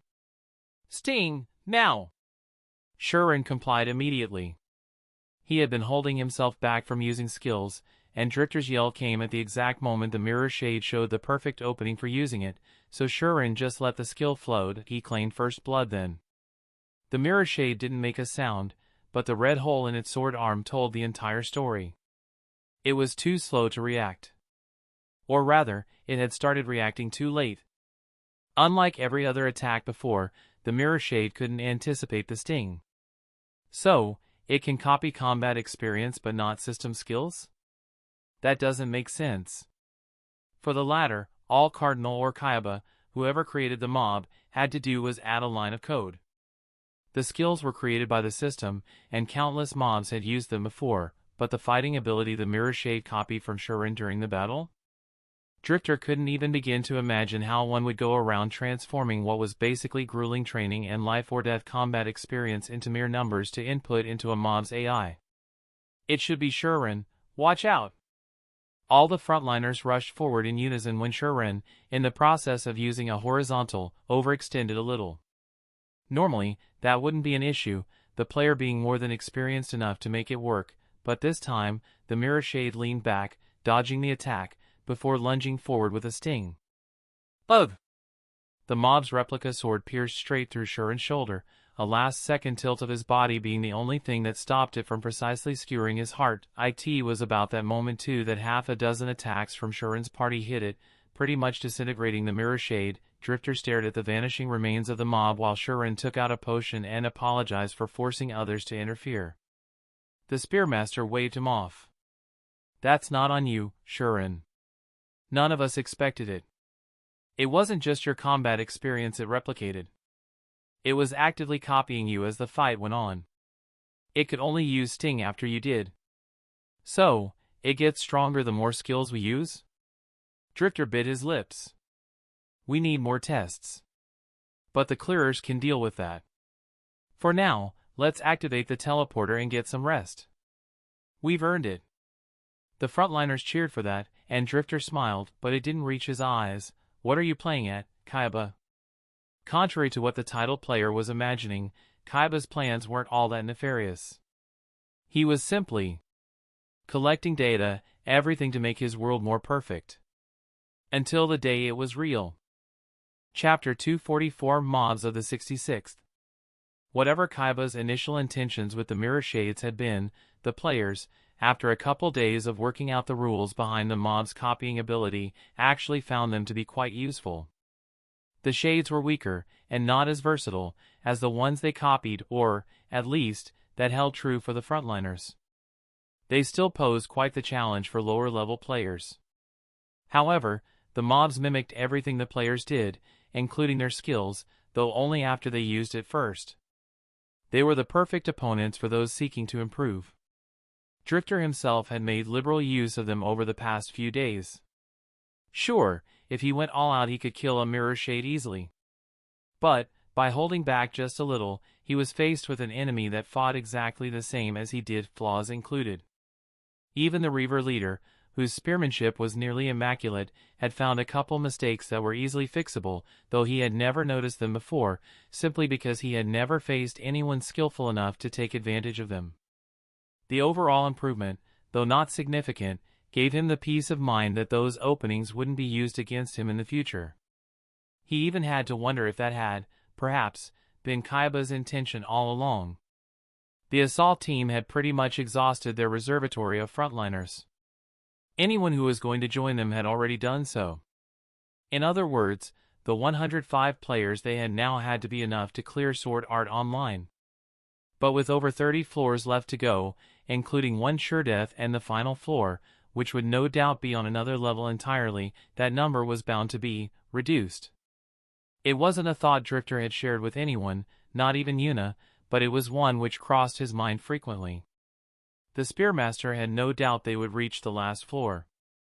All he hoped was that they were still in the 3 digits when they did, otherwise things were going to be very complicated.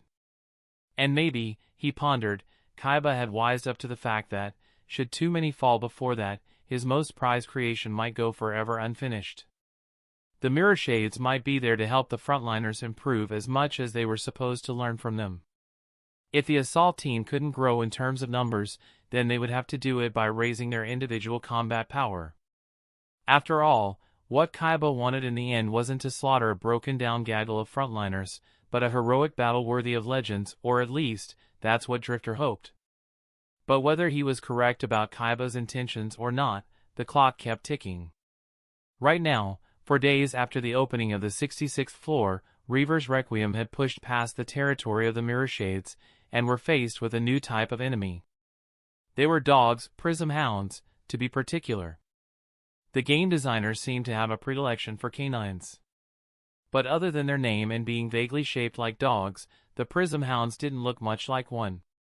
They were made of glass, obviously, but it was a deep silver shade, sometimes gray depending on the light. And they were all broken. Fractured might be the better word for it, actually.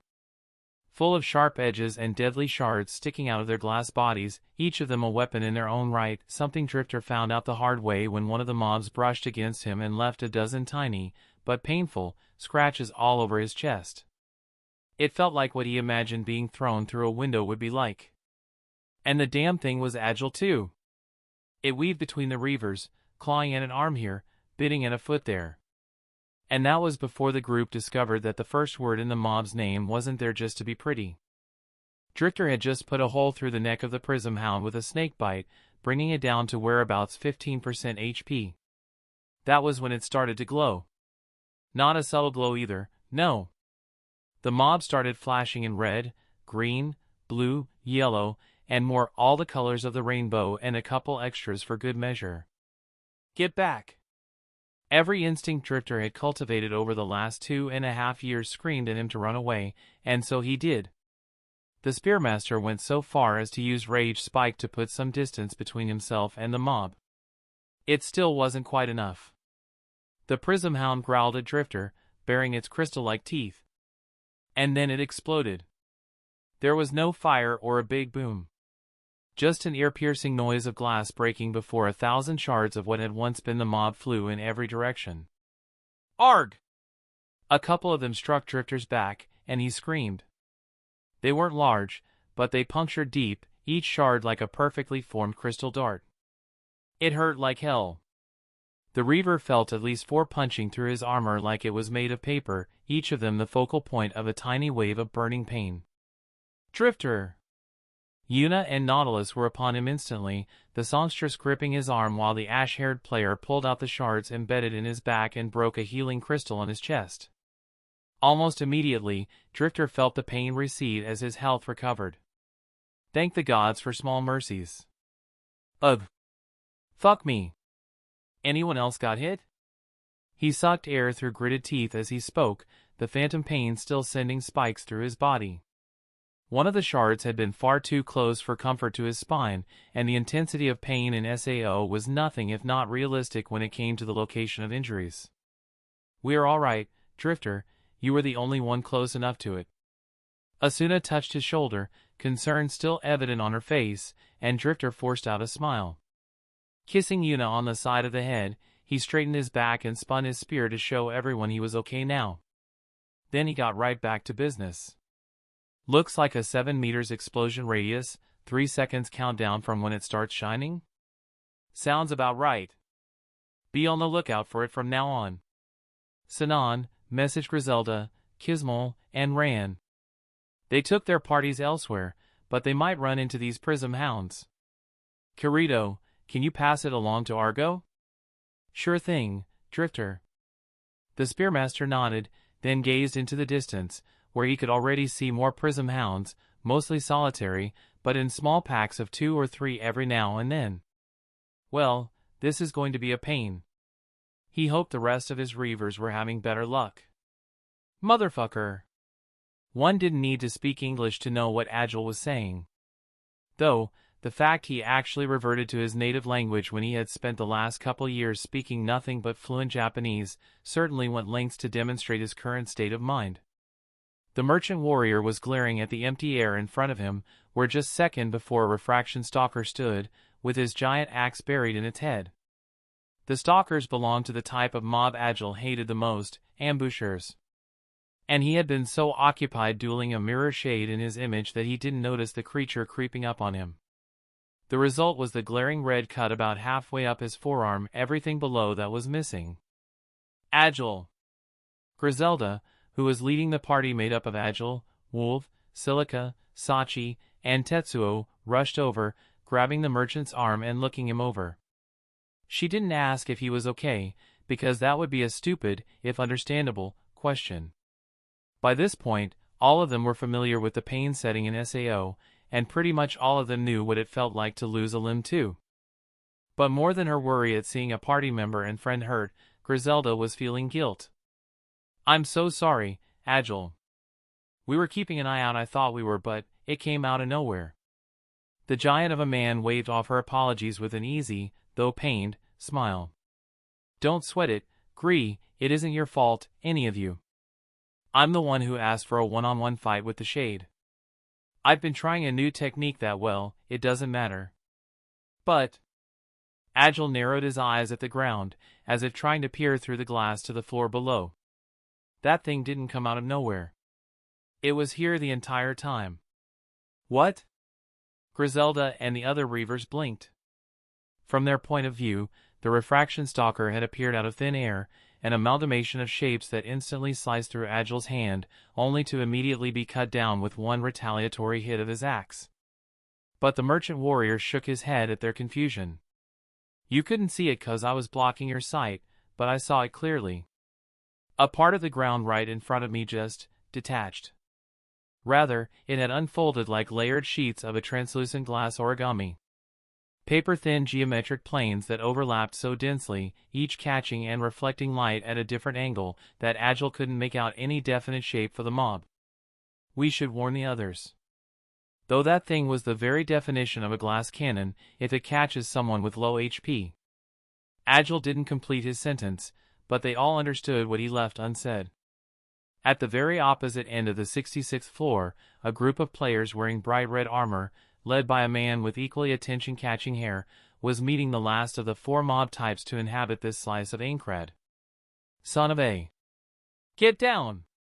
The assault team's Red Blade, holder of the unique skill Batajutsu and leader of the frontline guild Furinkazan, Klein, almost smashed his teeth out as he threw himself to the ground to avoid a spinning sawblade of death. Does that bastard never run out things to throw? Rolling to the side to dodge another projectile, which carved a deep groove into the glass ground of the floor, sending up a shower of sparks, Klein pushed himself up and held his katana with both hands. "Setting sun!" The single-edged blade glowed a deep orange, and Klein's figure blurred, disappearing from his previous position in an incredible burst of speed. "Ha!" To the untrained eye, it looked almost as if the samurai had teleported, his katana slicing through a lizard-like glass creature, severing its head clean off its shoulders. "Ha! Fucking finally! What an asshole of a mob!" The redhead cursed freely, even going so far as to spit at the swirling shards of the mob. His anger only intensified when he turned around and saw the state his guildmates were in. Isin was staring at his left hand minus 3 fingers in annoyance. Kunimitz was already distributing healing crystals and checking the loot, but his HP still blinked in yellow. Dynam had 3 crisscrossing red lines across his chest. And Dale. Dale had taken one of the spinning blades right to the fucking head. The player was still staring blankly at nothing. Fucking bastards. Lance archers? What kind of shitty name is that even? When I get my hands on Kayaba. Throat burning with anger, Klein kept uttering familiar curses, which his friends ignored with practiced ease. Kunimitz looked at the sky and sighed. "I hope the others are having a better go at this floor than us." That seemed to be the prevalent thought amongst clearers and frontliners today. In the outside world, Yuki Shizu winced at the sight of the Reaver Valor getting hit point-blank by a Prism Hound's self-detonation. Then his gaze shifted to another set of screens in his office. His fingers drummed on his desk, and he stared pensively at the depiction of a towering white golden tree. 3 letters were emblazoned on the trunk in shining silver. Chapter 245, Boredom Kills. First week of August, 2025, 67th floor of Aincrad. "Ha, finally." Drifter plopped down onto a bench as soon as they entered the safe zone. He was happy to let Orlando and his happy-go-lucky guildmates activate the teleporter. The 66th floor boss raid had been a pain. Not particularly dangerous, thankfully, but an annoying and time-consuming ordeal nonetheless. The raid had lasted a full 2.5 hours. It was mostly because of the boss mechanics, which were similar to the 10th floor boss. Fractured Reflection Divalet could summon an army of mirror shades, 30 of them every time it lost 30% of each of its 5 health bars. Just to be safe, Drifter had directed the assault team to quarantine the boss and kill all the shades first each time it happened. He stood by the decision, seeing as no frontliner had even gone down to the red, perhaps for the first time in the history of all Sword Art Online boss fights. But damn if it hadn't been exhausting as all held, he wasn't the only one who dropped down as soon as they were in a secure space.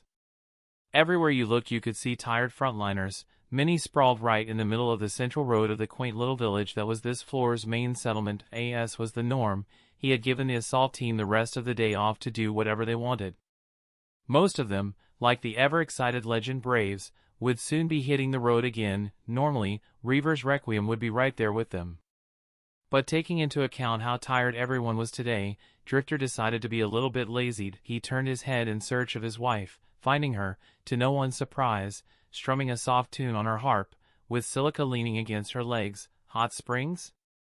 His gaze found hers, and her smile was response enough to his unasked question. Hot springs, 2 years and 9 months since the start of Sword Art Online, and just a couple months less than that since the creation of Reaver's Requiem saw to it that none of the awkwardness from the first times the Reavers shared a hot spring was present anymore. Ah, that's the stuff. Drifter sunk into the hot water with a most ungraceful groan of contentment. He was wearing just a towel around his waist, leaving his upper body bare, as were the rest of the males, while the girls also had towels covering their chests, or, in the case of Silica and Yuki, who liked to play around, swimwear. On a side note, towels were considered a piece of equipment much like clothes and armor, and could only be removed by the wearer, with no chance of them falling off or unraveling. Happy, dummy? Drifter grinned with his eyes closed when he felt the familiar form of Yuna sitting on his thigh and leaning her back against his chest, her head resting on his shoulder. His arms automatically rose to wrap around her navel. A lot more than I was earlier, that's for certain. I think I pulled a muscle with how many times I swung my spear. Yuna laughed, and his smile grew a little. Without opening his eyes, he pulled her closer, feeling her body wiggle until she found a comfortable position. Before either of them knew it, their breathing evened out and they had fallen asleep. Look, Papa. Uncle Drifter and Aunt Yuna are so cute. Yui whisper-shouted, tugging on Kirito's arm. The swordsman silently agreed, sneakily bringing up his menu to take a picture, but then lifted her up. They are, but you are even cuter. When did you get this new bikini? I'd never seen you wear it before. Yui squirmed in his hands, kicking up water with her tiny feet, but Kirito didn't let go. Big sis Argo gave it to me. Kirito smiled at the mention of the info broker, who was part of Reaver's Requiem and their family in all but name. Well, it looks very pretty on you. But then again, everything looks good on my beautiful daughter. He laughed when Yui blushed and splashed him to cover up her shyness. He planted a big kiss on the top of her head before gently lowering her. Yui took the chance to run away, but not before giving him a hug. Love you, Papa. Love you too, my little fairy. While Yui half waddled, half swam over to the kids' half of the hot spring, where Silica, Yuki, Pina, Ferder, and Agile, so, all children, were about to start yet another water fight, Kirito returned to Asuna's side, grasping her hand as she leaned on his shoulder. Ever since that day, over 4 years ago now, that he filed an online form to become a beta tester for the then upcoming game Sword Art Online, his life had taken some drastical turns. He could have never imagined that so much would happen, and so much would change. From SAO becoming real, to finding Asuna, Drifter, Yuna, Nautilus, and Sinan and creating a party with them, from trying to take on the role of beater, aiming to become Aincrad's scapegoat so the players could unite, and then getting a metaphorical slap to the back of the head from the people who would become his family, who even then refused to let him walk his chosen path of loneliness and guilt. The Black Swordsman couldn't even imagine where he would be now if Drifter and Asuna hadn't pulled him back and stopped him from what was really just a poorly justified attempt of self-destruction. He knew that more than becoming a beta tester, more than being trapped in SAO, and more than deciding to follow Diavel. In that first raid, it had been that moment that changed him forever, when he realized he didn't need to be alone. A lot more had changed even since then, but not that. Whenever he relapsed, his wife, his guildmates and family, were there to beat some sense into him. He had grown tremendously, as a player, and as a person. The Kirito of before could never have confidently stood next to Drifter and stared down thousands of players as the Spearmaster laid out the tongue lashing of a lifetime. He could never have killed Laughing Coffin Red players without drowning in guilt for monsters who didn't deserve any of his pity, and perhaps most importantly, he could never have looked at a happily playing Yui, an artificial intelligence given life, and called her his daughter, praised her life a proud father, and felt his heart nearly bursting out of his chest with love. If Drifter had started the changes in him, and Asuna had ensured they continued, then it was Yui's existence that completed them. Kirito smiled faintly to himself, watching his laughing daughter tackle Silica into the water.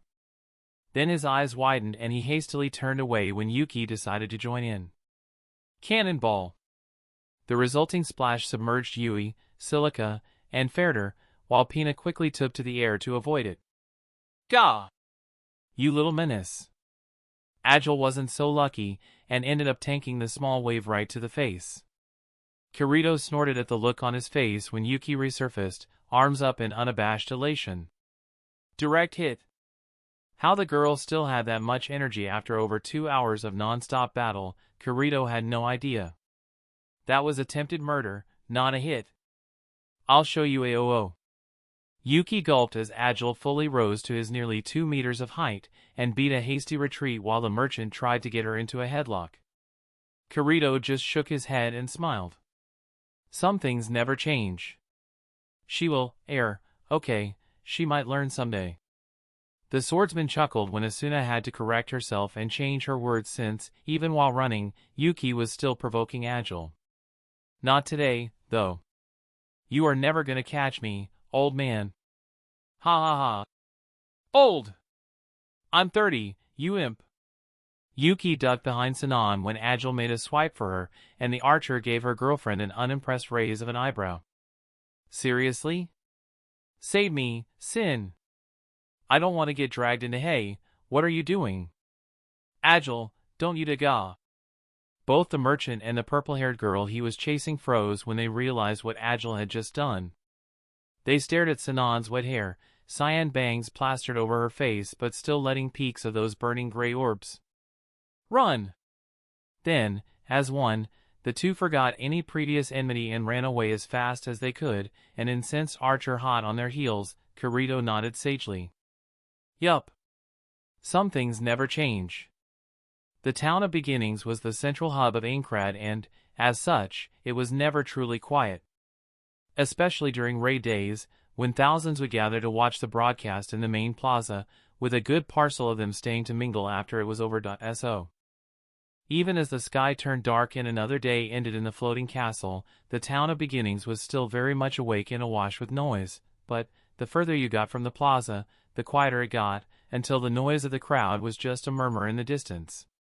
Man, do we really gotta be here? It's a raid day.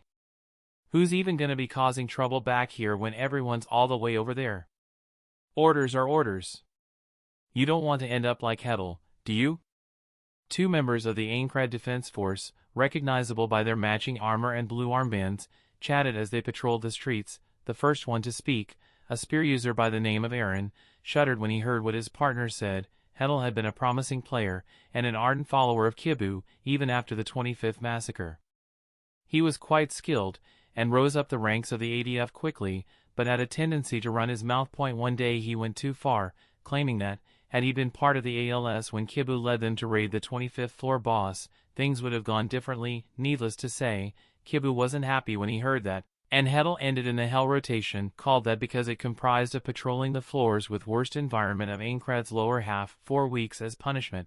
The other ADF player, Arkin, adjusted his buckler and chuckled when he saw Aaron's horrified expression. For all that Kibu had certainly mellowed out since being kicked out of the assault team, for the people under him the challenger was still a scary man. Besides, we only have 2 more hours on shift. We just have to make sure the usual suspects aren't making trouble, then I don't think anyone will care if we go back to the plaza a little early. The usual suspects Arkin was referring to were players who had already given up on leaving Aincrad, and wasted their days away causing problems on the lower floors. There was a particular aggregation of them on the town of beginnings that could be counted on to be harassing someone every day or the other, and particularly in nights like this, when everyone was happy and they weren't. They shouldn't cause much. Hey, what's that? Aaron stopped speaking when he saw a soft blue glow coming from around the corner. Exchanging glances, he and Arkin made their way towards it, only to stop dead on their tracks as soon as they saw what was beyond it. That, the hell is a staircase doing in the middle of the street? Dunno. I've patrolled here before and never saw it. The two ADF players blinked at the oddity. No matter how they looked at it, it was still just a plain old stone staircase right in the middle of the road, descending into darkness. The blue glow came from a circle of runes around it. Should we tell the leader? Arkin asked slowly, exchanging a look with his partner. But Aaron's eyes were shining. Hell no! This gotta be a hidden quest, dude. As long as we complete it, I bet we can get some kick-ass gear even better than the stuff the Forge Master makes. Aaron was practically dancing on the spot just thinking about it. He had joined the ADF because he thought it would give him a chance to do something to help clear SAO, but all he ended up doing was breaking fights between players day in and day out. Now that something different had appeared to snap the routine boredom, there was no way he would pass it up to somebody else. I don't know, come on, don't be a wimp. We are in a safe zone. Let's go! He didn't give the hesitant Arkin a chance to say more, and walked down the staircase 2 steps at a time, a massive grin on his face. Ah, fuck it. Wait up, Aaron. About at the same time as the two players disappeared down the stairs, the runes around it pulsated a deeper blue, then returned to normal, and far, far below, in the pitch darkness, a cursor of a red so deep it was nearly black blinked to life. Chapter 246 Subject YUI. Sword Art Online was Cardinal, and Cardinal was Sword Art Online. This had been true for as long as Kaiba first activated the AI.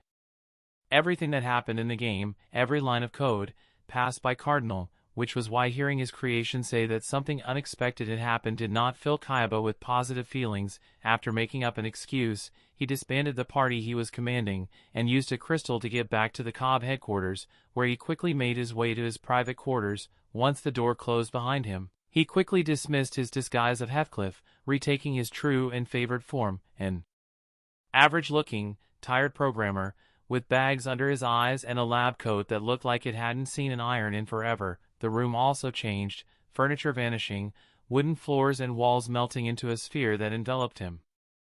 A chair rose from the ground, and a dozen screens sprung to life as he sat on it. What is it, Cardinal? Kaiba turned his gaze to the left, where a fuzzy holographic screen had taken a vaguely humanoid shape. It didn't have any features, and its body was a translucent blue with lines of white code running through it, its size about that of a young child. A series of cascading deviations have occurred. A series of cascading deviations have occurred. Cardinal echoed itself, the same sentence appearing in written form over its body, and spoken in a robotic voice coming from where the mouth would be in a real person. Kaiba frowned slightly, his glasses perched on the tip of his nose. What deviations? Former MHC001_support_module_03.2, new denomination / YUI / has triggered automatic responses from core operating systems. Former MHC001_support_module_03.2, new denomination / YUI / has triggered automatic responses from core operating systems. I am aware. I have ordered you to observe it and report any anomalies to me. What has changed? Subject YUI's sense of self has grown, affecting decision-making protocols. Evaluating. My base programs are uncertain if Subject YUI should be treated as part of the Sword Art Online system, a non-playable character or a player, resulting in contradictions. Please advise on how I should proceed, Master. Subject YUI's sense of self has grown, affecting decision-making protocols. Evaluating. My base programs are uncertain if Subject YUI should be treated as part of the Sword Art Online system, a non-playable character or a player, resulting in contradictions. Please advise on how I should proceed, Master. Kayaba blinked languidly. This was not a new inquiry from Cardinal. But Yui was too unique for the game developer to put any shackles on her. Continue observing. The STL project has been pushed forward by nearly 11 months already thanks to what I've gleaned from Yui's evolution. Keep documenting everything. Yes, Master. Yes, Master. Kayaba nodded to himself. What about the cascading deviations you mentioned? Subject YUI's continued interactions with players have reactivated portions of the previously scrapped player emotional and psychological support system. As per your previous orders, I have manually deactivated all such instances as they happened, but MHC002_support_module_03.2.06 has shown an increased number of responses during each system rotation. Subject YUI's continued interactions with players have reactivated portions of the previously scrapped player emotional and psychological support system. As per your previous orders, I have manually deactivated all such instances as they happened, but MHC002_support_module_03.2.06 has shown an increased number of responses during each system rotation. Now Kayaba frowned. This was not something he wanted. One Yui was enough for his research as of now, but at the same time, he couldn't bring himself to order Cardinal to delete it completely. It could become valuable data later. Keep as you've been doing. Set a secondary parallel system and copy Model 2's core data to run simulations. What else? Subject YUI's distress responses. Subject UI's distress responses. Distress responses. Such a cold, clinical way to describe Yui collapsing on the ground screaming in agony at seemingly random intervals. Kayaba still wasn't sure what triggered it, but his best guess, and he hated guessing, was that it was caused by Yui's root systems clashing with the new identity she had established. Almost like an amnesiac who had suppressed traumatic memories and entered shock each time they resurfaced. So far, the first floor had been what triggered Yui's worst panic attack. It had been during her 4th visit to the town of beginnings, and yes. Kayaba counted and cataloged each one, as well as every little aspect of Yui's life. Something had made Yui collapse in Kirito's arms, crying and yelling herself hoarse, until she passed out. Then she spent the next 2 days nearly catatonic. Needless to say, her parents and the other Reavers had been terrified. What about them? Subject YUI's repeated distress responses have triggered the automatic lockdown failsafes. Subject YUI's repeated distress responses have triggered the automatic lockdown failsafes. For the first time, Kayaba showed emotion beyond amused disinterest. His pupils reduced to the size of pinpoints, and he sat straighter in his chair. Lockdown failsafes. His last safeguard for if everything went to shit and he ended up trapped in SAO, not just his mind, like it was now, but truly trapped, with no access to his administrator privileges or Cardinal. If he became just another player, his safety measures for such occasion consisted of 2 and only 2 lockdown failsafes. Physical control panels through which he or any other player could directly access Sword Art Online's mainframe. He would have preferred to make it something only he could interact with, obviously, but there was no workaround if he wanted to be 100% sure he wouldn't be locked out of his own system, which was why, beyond the anonymity of their very existence, the 2 control panels were hidden in places only Kayaba knew, and protected by powerful guardians. One of those panels stood at the very top of Aincrad, beneath the throne on which Kayaba planned to one day be sitting as he greeted the heroes who would come to challenge SAO's last boss, him. As for the second panel, Kayaba had put it in the exact opposite end of the flying castle. It was hidden in a secret dungeon underneath the town of beginnings, and protected by an overwhelmingly powerful guardian, a discarded template of the 95th floor boss. The dungeon itself was something that was only meant to become available after a strict set of conditions had been met, conditions only Kayaba knew, but clearly, something had gone wrong. Which of the failsafes was triggered? Or was it both of them? And how? Upper lockdown failsafe remains untouched. But the pathway to the lower lockdown failsafe, the dungeon, has been opened. For now, it is still following the predetermined routines, only appearing during the full moon as per the external lunar calendar. 2 players have entered it and been eliminated by the Guardian. Upper lockdown failsafe remains untouched. But the pathway to the lower lockdown failsafe, the dungeon, has been opened. For now, it is still following the predetermined routines, only appearing during the full moon as per the external lunar calendar. 2 players have entered it and been eliminated by the Guardian. Well, shit. If Kaiba were a cruder man, he would say this was a clusterfuck in the making. He hated when players died in ways beyond his designs. The dungeon shouldn't have opened for 24 floors, still preferably never. Those 2 players should never have been in it. Their deaths were unfair, and Kaiba hated unfairness. Draft a set of countermeasures, starting with an upgrade to the guard NPC's AI. They should subtly keep players away from the entrance when it's opened, and I wish to be notified immediately. I can attempt a soft reboot, sir. I calculate it has a 96.12% probability of resetting the deviating factors back to standard parameters. I can attempt a soft reboot, sir. I calculate it has a 96.12% probability of resetting the deviating factors back to standard parameters. Kaiba shook his head. No. I will not risk affecting Yui's development on random chance. Do as I ordered. Yes, master. Yes, master. And erase this avatar. It's unnecessary. Cardinal's form flickered once before disappearing.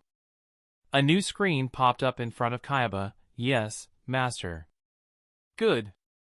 Now, proceed with the ordinary reports.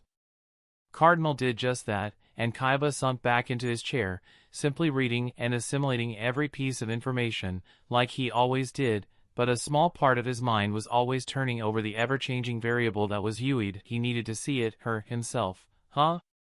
What are you doing here? On the list of people Drifter expected to visit the Reavers at their home, Heathcliff was pretty much at the very end, but he nodded a greeting and stepped aside anyway, allowing the other man inside. His personal relationship with Heathcliff may be cordial at best, or perhaps neutral was the best adjective, but the Cobb Guild leader was still a frontliner and a vital part of the assault team, though Heathcliff's usual cold expression did make him fear something was wrong. Is someone in trouble? Heathcliff inclined his head as a silent greeting to Valork and Ran, who were heading to the backyard for a spar. Both looked curiously at him, but didn't ask when they caught Drifter's gaze over his shoulder. The Spearmaster, meanwhile, led the Cobb leader to the living room, summoning a steaming pot of tea with a few clicks. There is no problem. I simply have some questions in regards to tomorrow's raid strategy that I wish to clear up. Drifter frowned minutely, but nodded. Ask away. And ask Heathcliff did. They spent the next hour talking about the plans for the raid, and though Heathcliff's inquiries were valid, if somewhat pointless, Drifter couldn't help but feel there was something more going on. Finally, when they had ran out of topics to talk about, and yet Heathcliff showed no signs of getting up and leaving, Drifter was forced to ask, Okay, Heathcliff. Why are you really here? The Cobb Guild leader looked up, meeting Drifter's level stare with one of his own. A deal. Drifter narrowed his eyes. Of what sort? Heathcliff interlocked his fingers and rested his chin atop of them. His face stayed expressionless as always, but Drifter knew the man well enough to detect the subtle hint of superiority in his gaze, and he didn't like it at all. Forge Master Lisbeth, possessor of the Volcano Forge unique skill. I would like to employ her talents. Drifter snorted. Are you seriously trying to poach someone from me? Not even dressing it up nicely either. Heathcliff didn't flinch. Red Blade Klein's Batajutsu. Pose unnamed unique skill. Black Swordsman Kirito and Untamed Storm Yuki's dual blades. My own holy sword. Your infinite spear. Lightning Flash Asuna's Mirage Burst. Shadow Blossom Akari's Shuriken Jutsu. Indomitable Knight Nautilus Indomitable Might. Dragon Tamer Silica's Spirit Friend. Songstress Yuna's Soundless Melody. Hero Orlando's Morning Sunday Arrow Huntress Sinan's Arrow Path. And Forge Master Lisbeth's Volcano Forge. The gray-haired player listed each of the unique skills unhurriedly. Drifter's brows furrowed deeper with each word he spoke. There are 13 unique skills in Sword Art Online, Broken Spear Drifter. Only one of them is a lifestyle type, Volcano Forge. I believe the reason for that is that this is the most important of all unique skills. Perhaps the most important skill of all. Leaning back on his chair, Drifter wished he had chosen something stronger than tea before they started this discussion. I see your point. Still not going to hand Liz over to you. Reaver's Requiem has never restricted her from taking orders from other guilds, and the assault team always had priority. Correct me if I'm wrong, but well over half of the Knights of the Blood Oath's frontliners are geared with equipment crafted by her, no? Drifter was underselling it actually. There wasn't a single person in the assault team who didn't have at least 3 pieces of equipment on their person, be it armor or weapons, carrying Liz's brand. The other guilds had their own blacksmiths, of course. But Liz was so far ahead of them it wasn't even funny. And, taking into account the kind of battles the assault team done on daily, no one was willing to put their pride over safety and refuse her pieces. So, Drifter honestly had no idea what Heathcliff was hoping to accomplish here, and he would keep on not knowing it, because at this moment the other player broke their staring contest by flicking his gaze somewhere behind Drifter. Black Swordsman, lightning flash. Heathcliff. Valorc said you were here. Drifter turned his head and saw Kirito and Asuna entering the room, each holding one of Yui's hands. They had taken their daughter to play treasure hunt on the 4th floor after they came back from the day's grinding. Hey, guys. How was it? Did you have fun, Yui? Lots and lots of fun. Look what I found, Uncle Drifter. Yui ran to the Spearmaster, throwing herself onto his lap without a second thought, and opened the little red and white backpack Yuna had gifted her to show a collection of tiny gems and crystals. Each was worth only a couple tens of COR at a vendor, at most 100 coins, but to the little girl they were a real treasure. Well done, Yui. They are beautiful. So focused on praising his niece, neither Drifter nor her doting parents noticed how Heathcliff's gaze took a decidedly calculating edge, never leaving Yui. Very well, Broken Spear. I shall take my leave now. Please think on my proposition. Abruptly standing up, Heathcliff didn't even wait for an answer before turning on his heels and walking out. Drifter quickly gestured with his head for Kirito to follow him, ostensibly to be a good host and show their visitor out. When the young swordsman came back, Drifter had already passed Yui back to Asuna, who then took her upstairs for a bath. Kirito sat across from him, a frown marrying his expression, one which Drifter mirrored. What was that about? The Spearmaster shook his head. I have no idea. Chapter 247, Late Nights. Click. Kirito closed the door to his room, and joined his wife and daughter in bed. Yui actually had her own room, but more often than not, she ended up sleeping with Kirito and Asuna.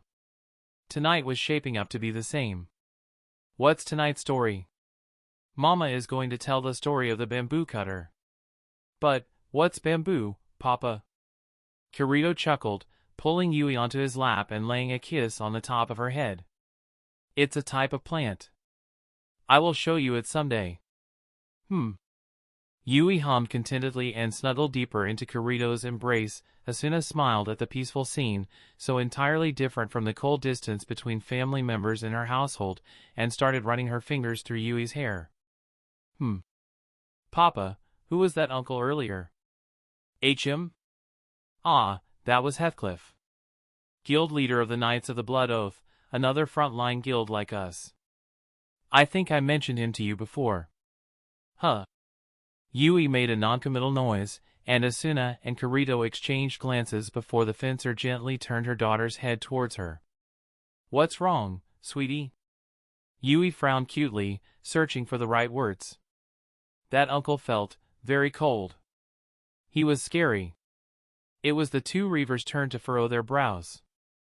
Sure, Heathcliff wasn't the most friendly person around. But to call him scary just from a few glances? Yui and the cob player hadn't spent more than 30 seconds in the same room. Asuna raised an eyebrow, and Kirito inclined his head before lifting Yui by the waist and then scooting his butt down, so he was now laying in bed with her on top of his chest. Well, Heathcliff can be a little scary, but he is a good person. He fights alongside us.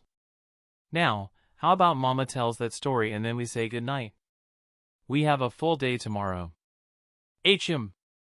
Story time. Come on, Mama. Asuna giggled, pushing any thoughts of Heathcliff out of her mind, and laid down with her family. Okay. It starts like this. It was only when they broke through to the 68th floor that Drifter understood why Heathcliff had wanted to poach Liz. There were rare materials everywhere, and not just rewards from quests or collectibles. The mobs themselves were the biggest treasure trove. The main theme of this floor was glaringly obvious from the get-go: metal. The entire floor was split into two even halves. The southern portion, where the players first emerged, was a field of silver floors stretching as far as the eye could see, and by silver, Drifter didn't mean just the color. Trees of pure steel with bronze leaves grew in sparse groves, their branches ringing like countless wind chimes whenever a breeze blew by. The northern half was diametrically opposite in appearance. Gone was the rust-colored and covered grass. In its place was a desolate plain of black steel ground, with rivers of molten iron flowing through it like veins. Massive thermal vents emitted a constant stream of smoke, clouding the sky over that half of the floor such that they could even see the bottom of the 69th floor above, and the mobs, well, suffice to say they were perfectly adapted to whichever half of the 68th floor they lived on the prettier, cleaner south half. Herds of bloomcutters roamed. Their stag-like bodies of polished silver with antlers of gold were both solid and ethereal, and Drifter thanked the gods they were neutral mobs, only attacking if attacked first. Otherwise, watching a group of 20 bloomcutters charge towards you would make even a frontliner afraid. Still on that half of the floor, the humanoid chrome petalids were a headache, as all ambush-type mobs were, while the giant ant-like hardened dryads wandered unopposed. As for the north half of the floor, it had equally diverse enemies inhabiting it. Crucible hearts launched handfuls of molten metal at anyone who got close. The iron apiarch spawned endless forge bees to defend its territory. And last but not least, steel fin tunas swam through the molten metal rivers, jumping out to attack players, or just splashing them with melting iron. The one saving grace was that all mobs on that half of the 68th floor was stationary other than the steel fin tunas. As long as the players didn't intrude upon their aggro range, they left them alone, but even Drifter had to admit that, for all the mobs on this floor were exceptionally deadly and exceedingly painful, the loot made it all worth it. Liz had nearly passed out. She got her hands on silver hooves and gold antlers from the bloomcutters and titanium petals and ironwood cores from the chrome petalids and hardened dryads.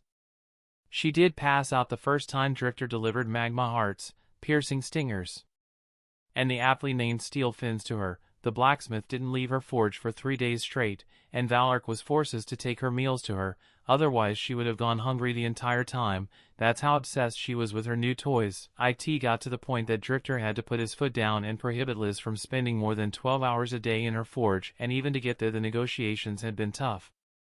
Not to say that Liz's newest obsession wasn't without reason. Drifter may not be an expert, but he was still an experienced player, and he could see all the materials that dropped on the 68th floor were top-tiered. He also knew there was no such thing as redundant in SAO. If there was an entire floor pretty much dedicated to upgrading the player's equipment, it meant there would be a need for them. The 75th floor. The 70th first, obviously. But the 75th will be the real deal. Drifter took a sip of his drink while balancing on the back 2 feet of his chair. Agile, Wolf, Griselda, Orlando, Shivada, and Lytton all nodded from their seats, each nursing their own very alcoholic beverage. Those gatherings had long since become tradition for the of-age frontliners, particularly those Drifter was close with. Sometimes they were held once a week, or twice a month depending on how busy the assault team was. The participants also varied greatly, from just the Spearmaster and those present today, to sometimes over 3 dozen people, but tonight, Drifter had called just some of his closest associates. The rest of the Legend Braves and Fearing Kazan had also been invited, as had Lind, but they were all occupied or simply begged off to rest. As it inevitably happened whenever frontliners gathered, the topic turned to their latest challenge. It couldn't be helped, it wasn't like they had much else going on in their lives. What was unusual was that Drifter was the one to bring it up first. Usually he was content to just listen and get buzzed until someone dragged him into it. "You've heard something, Drifter?" Shivada put down his tankard of mead, his gaze sharpening and nearly cutting through his drunk status. The Spearmaster waved a hand in a SOSO gesture. "Mostly just a gut feeling. Those saved our asses a couple times before." Wolf raised a valid point. The frontliners had all learned to listen to their gut. It usually meant their subconscious had noticed something, but they couldn't quite pinpoint what. Their gut was usually right. Especially drifters. It had saved their lives in more than one occasion. We were overdue for another mat-rich floor. The last was what? The 48th? 49th. The 48th was that annoying as-all-hell Tempest Canyon floor. Orlando snorted, draining his mug in one large gulp and calling the waiter for another. Ah, yes, how could I forget the hurricanes? The others chuckled. That had been a fun floor. The frontliners hated fun. It usually meant gimmicks none of them were in the mood to put up with. Yeah, well, Liz is having a good time at least. Even if she looked like a zombie the couple times Valeric managed to pry her off her anvil. Being the oldest person in Reaver's Requiem, Agile couldn't help the look of fond exasperation that crossed his face when he thought of the pink-haired blacksmith. Pretty much everyone in the guild bar Wolf and Griselda, who were closer to him in age, were considered his little siblings. But anyway, 70th or 75th, Drifter? Lowton already knew the answer even as she asked the question. Drifter's snarl showed he did too. Another sure death floor awaits us. Liz will have the entire assault team outfitted by then. There were grunts and hums of acknowledgement from around the table. None of them found Drifter's sudden fierceness to be out of place. Sure death floors. There were only 4 of them in the entire game, and they had already overcome 2. The 25th claimed 78 lives. The 50th another 7. How many would the 75th floor take? Bang! Knocking back his drink, Drifter slammed his mug onto the table and ordered another. We will do whatever it takes and come out the other side, like always. Now, let's get fucking drunk. Here! The Spearmaster looked forward to the day they could do this in the outside world. The hangover would be legendary, but it would be worth it as long as everyone on this table was there. The mood was tense when the assault team stepped onto the 70th floor for the first time. Round floors were no joke, especially ones this high up. At a first glance, the floor's appearance was pretty ordinary. Some of it was flat, some of it was raised or lowered, and rocks of all sizes and shapes sprouted here and there. The one thing of notice was that all of it was white. Not from snow either, but some kind of mineral, maybe salt. Drifter felt it crunching under his feet when he walked. Pausing, he looked down and dug one of his armored toes into the ground. The top layer gave way, and revealed the blood-red soil underneath. Well, if that wasn't ominous, Drifter didn't know what was. Hey, boss. Take a look at this. The Spearmaster raised his head, and saw Wolf standing next to a shoulder-high boulder, prodding it with a cautious finger. What's it? This ain't stone. Not sure what it is. Drifter took a closer look at the object in question. Wolf was right. From far it may have looked like a simple white rock, but from up close he could tell that wasn't it. It wasn't until Drifter used the tip of his spear to scratch a line into it that he realized what he was looking at. It's bone. Wolf and those around blinked. The taller man narrowed his eyes and poked the rock again. Huh. So it is. Well, if that isn't creepy as fuck, it gives the floor a whole nother vibe, that's for sure. Drifter had to nod in agreement. When he looked at the trail of red footprints the frontliners left, a whole new line of thinking sprouted, and not a pleasant one. Okay, I officially want to be done with this floor already. Where's the safe zone? Sinan held an arrow and pointed it at a vaguely discernible palisade in the distance. That way. Drifter hoisted his spear onto his shoulder and started walking. 30 floors to go. Chapter 248, 3 years. Creepy seemed to be an ongoing theme for the 70s floors. The 70th had been somewhat bland in that regard. Animal and monster skeletons with black and red bones, and a floor boss that looked like if someone had asked a toddler to put together a lion skeleton. The 71st floor was when things started to get really weird. The floor was a swamp of black water and bone, literally trees. Every now and then mobs would emerge from the bubbling puddles, and they were just wrong. Handfuls of body parts held together by dark ooze. Drifter took 3 baths a day while they were on the 71st floor. It was the only way to feel somewhat clean, especially when one of the god's damn slime monsters knocked him into the disgusting and unnervingly dense water. When they stepped into the 72nd floor and saw it was another ghastly landscape, none of the Reavers were surprised. They just wanted to get through it quickly. If only they had known then that the scariest experience they would go through wouldn't be anywhere near the top of Aincrad. They would have chosen the floor with ghosts and zombies then. It was much safer. November 5th, 2025. Drifters supposed it was fitting, in a way, that they cleared the 72nd floor just a day before their 3 years anniversary in Sword Art Online. It gave them an excuse to take the following day off before resuming the climb. The knowledge that the 75th was just 2 floors away was hanging over the heads of every player in Aincrad like a guillotine, but none more than the frontliners. A sure death floor. Drifter had not coined that name lightly. Frontliners were tough. They had to be, to do what they did. To wake up each day and choose to stare death in the face, to march into danger without missing a step, but they weren't fearless. No, frontliners were even more scared of death than most players. Just not their own. The bonds formed while fighting side by side for so long were such that many frontliners would rather give up their lives than watch someone they cared about die. That was a pain they were all too familiar with, and abhorred more than anything, but it was something they would have to go through again, and each day that passed, each step closer to the 75th, they were reminded of it. A sure death floor was just that. People would die. Clearers, no matter how careful, because theirs was a job that was as vital as it was dangerous, and frontliners, when it finally came the day to challenge the floor boss, the assault team was nothing if not realistic. They knew not all of them would make it out of that room alive. 3 years was enough to make them into callous veterans. To say the prospect of death didn't faze them anymore would be absurd, but they faced it with aplomb. Certain things had to happen, and they wouldn't hide or run from it. So they might as well enjoy what they could. Drifter had no idea who first suggested a countdown and a celebration to commemorate the 3rd year in Aincrad.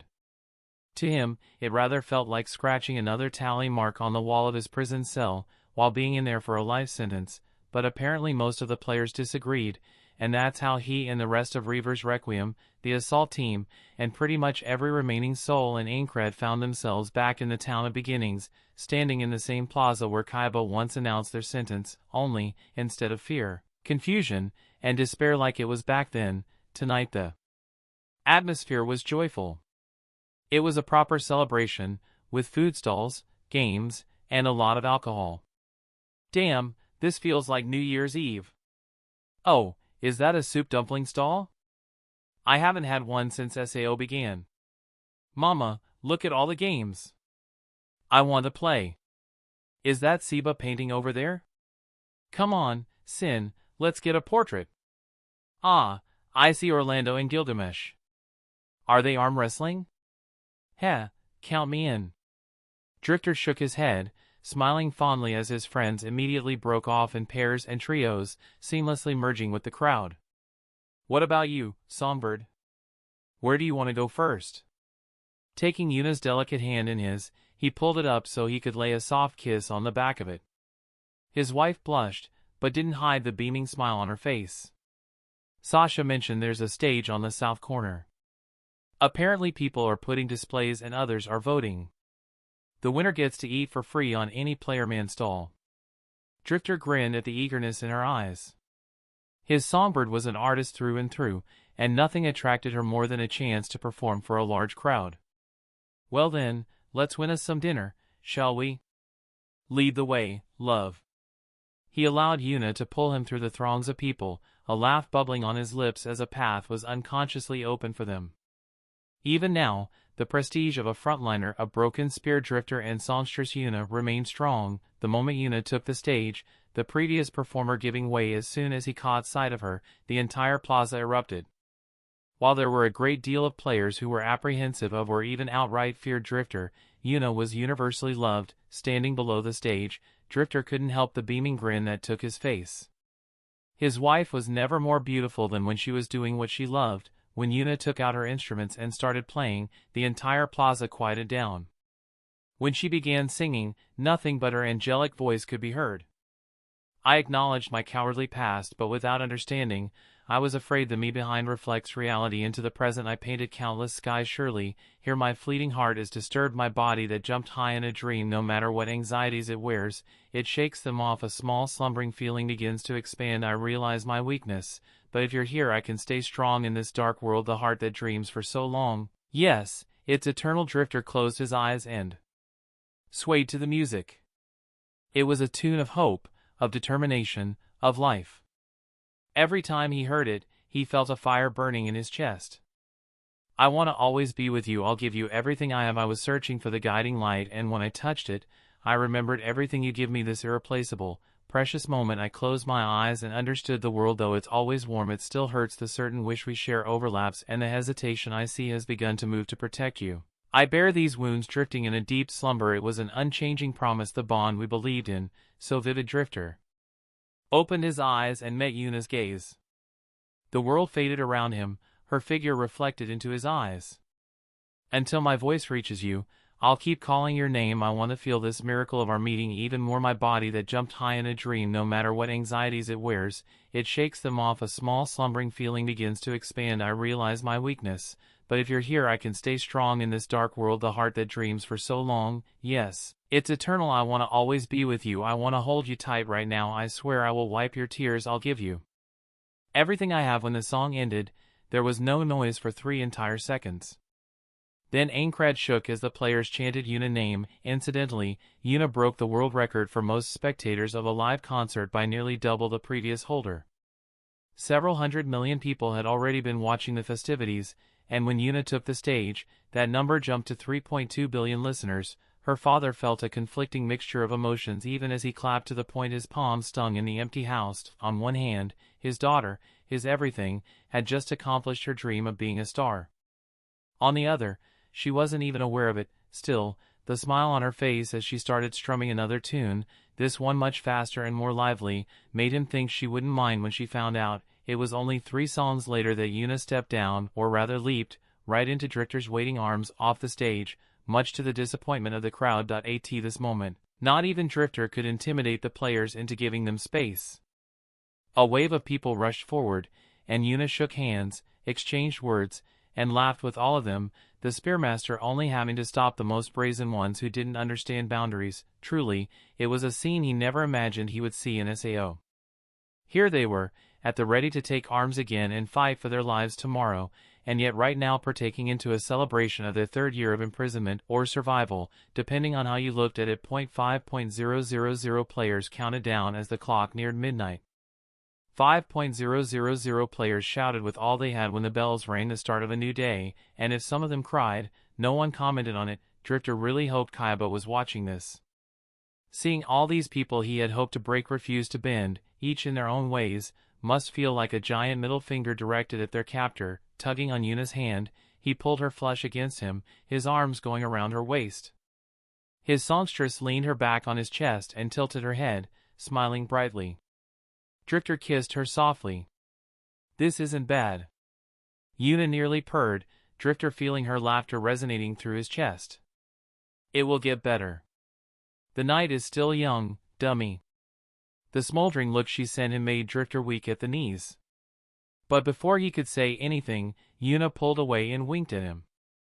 I think I saw Knot and Rand playing ring toss over there. Come on, dummy. Shaking his head fondly, Drifter made to follow her. However, before he could, a hand grasped his arm. The Spearmaster turned around and was met by Kirito, the younger man's face filled with panic.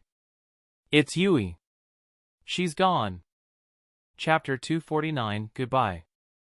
It's Yui. She's gone. The crowd around him disappeared. All Drifter could hear were Kirito's words, spoken in a voice overtaken by panic. For a whole 5 seconds, he stood completely still. Then he coldly pressed down his worry and fear. What do you mean? How long? Where did you last see her? Even as he spoke, Drifter's hand turned into a blur as he manipulated his menu. They had added Yui to the guild long ago, and even with her glitched menu full of question marks, they had confirmed she appeared on their map, except, she wasn't there. Her name was still on the guild roster, and the green health bar below it indicated she was safe and out of combat, but she didn't appear on the map, nor could he send any messages to her. It looks like when someone turns all their settings to private. Yes, I know, Drifter. She is gone. She was just there, and then, it was Kirito's turn to take a deep breath and calm down. No matter what, he was a frontliner. If he broke so easily under pressure, he would have died long ago. We were in the line for a stall, when she just started shaking. Asuna and I thought it might be another crisis, but then she stopped. But she looked different. Her eyes were glowing, Drifter. Kirito had a hand on the hilt of his swords, the other clenched into a fist. His voice was trembling. Then she just took off. We chased after her, but she was too fast. Faster than Asuna, Drifter. And that was far more worrying than it sounded. Simply in terms of agility, of pure speed, Asuna was unmatched in the assault team. When she gave it her all, she was far beyond human limits, and if Yui could outspeed her, then no one in Aincrad could catch up to her. Drifter's breathing became more ragged as memories of their time with Yui flitted through his mind. The little girl had already wormed her way into the hearts of all the Reavers, and he considered her family. He wouldn't let her get away so easily. Did she say anything, Kirito? Anything at all? This is important, so try to remember. He hoped against all hope that she had left behind even a single clue. But Kirito shook his head in despair. Nothing. She just ran. Drifter closed his eyes to think. Yui, they had always known she wasn't normal. Not a player, and yet not quite an NPC.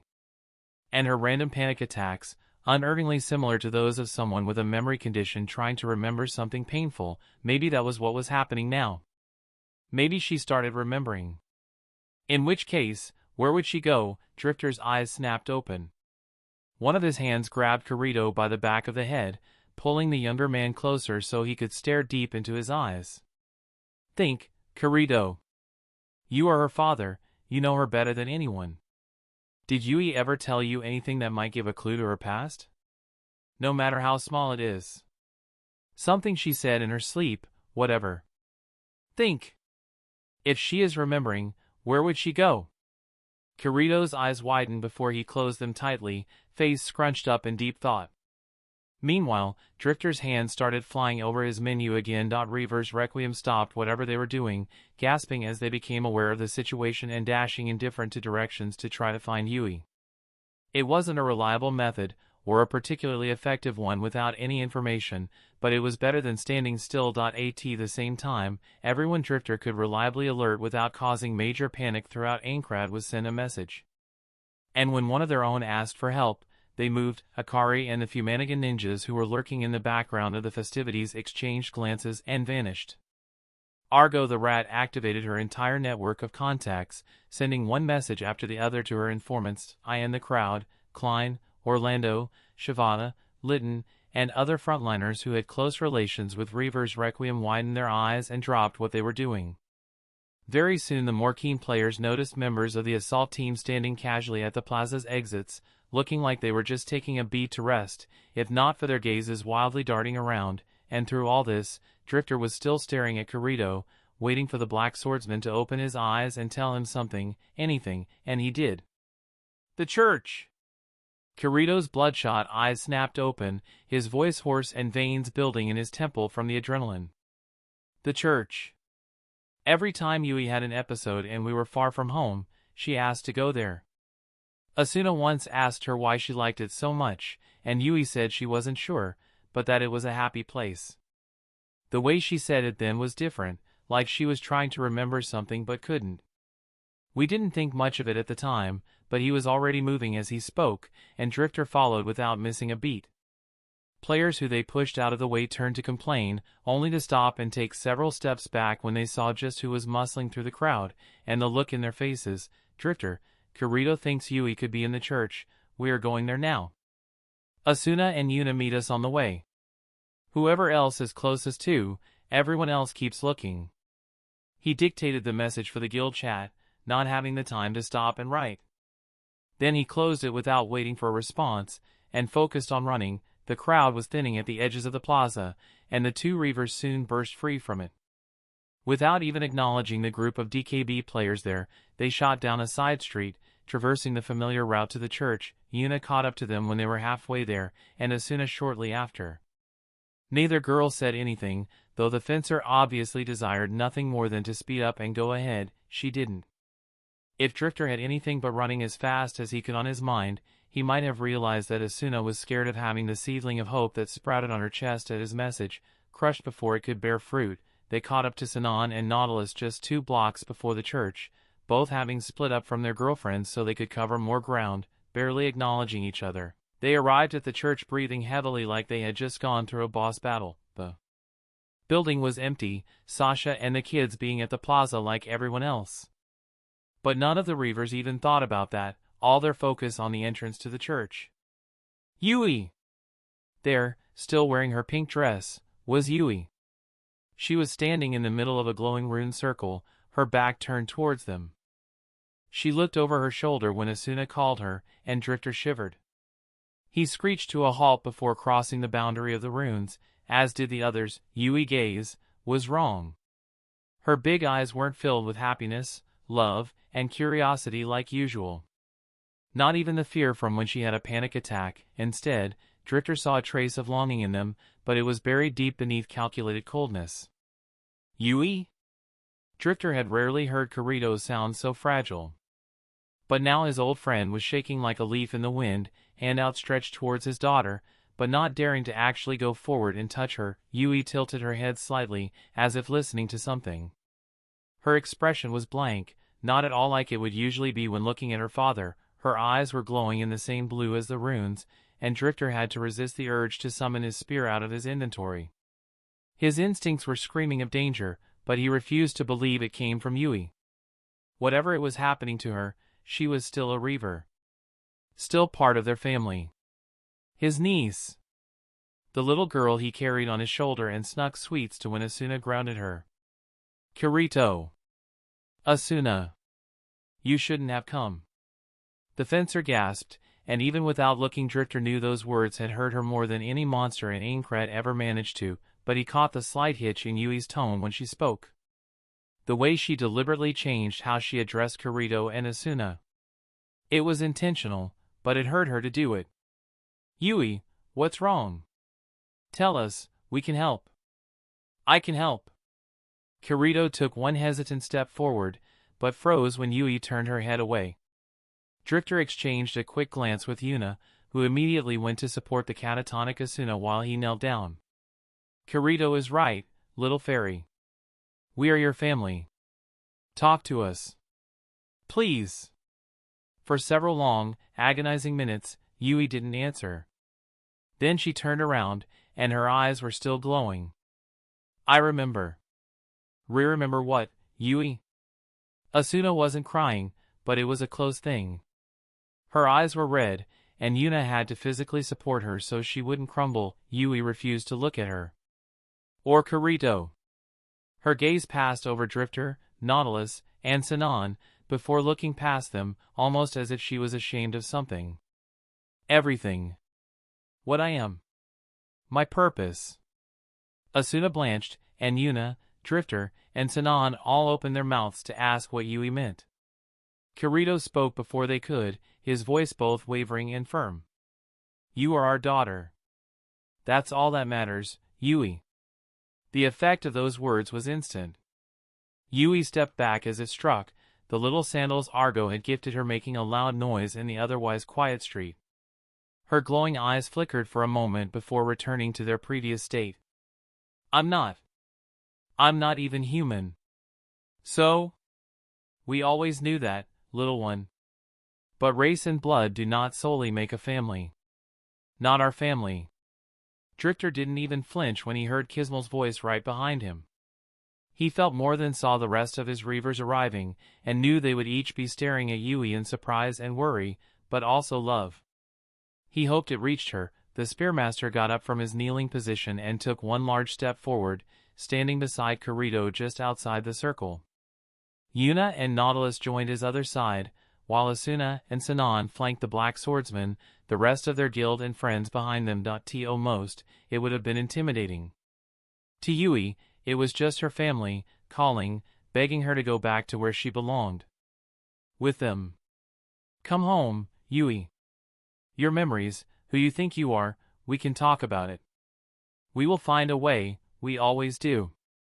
But for now, please come home. Kirito and Asuna both extended their hands, but didn't cross the circle. As anxious as they were, they knew, subconsciously, that this had to be Yui's decision. For a moment, Drifter deluded himself into believing it worked. Yui's eyes stopped glowing and filled with tears. Her lips quivered, and she sent Kirito and Asuna a heartbreaking look. Papa. Mama, then she looked away. I can't go home with you. She needs my help. Needs me. Before any of the Reavers could do anything, the circle of runes flashed brightly, forcing all of them to close their eyes. When they opened them again, steps descending into darkness had appeared, and Yui was gone. Chapter 250 Sisterly Bond. Drifter would like to say that the Reavers had a calm and measured response to Yui disappearing right in front of them a second time in less than an hour.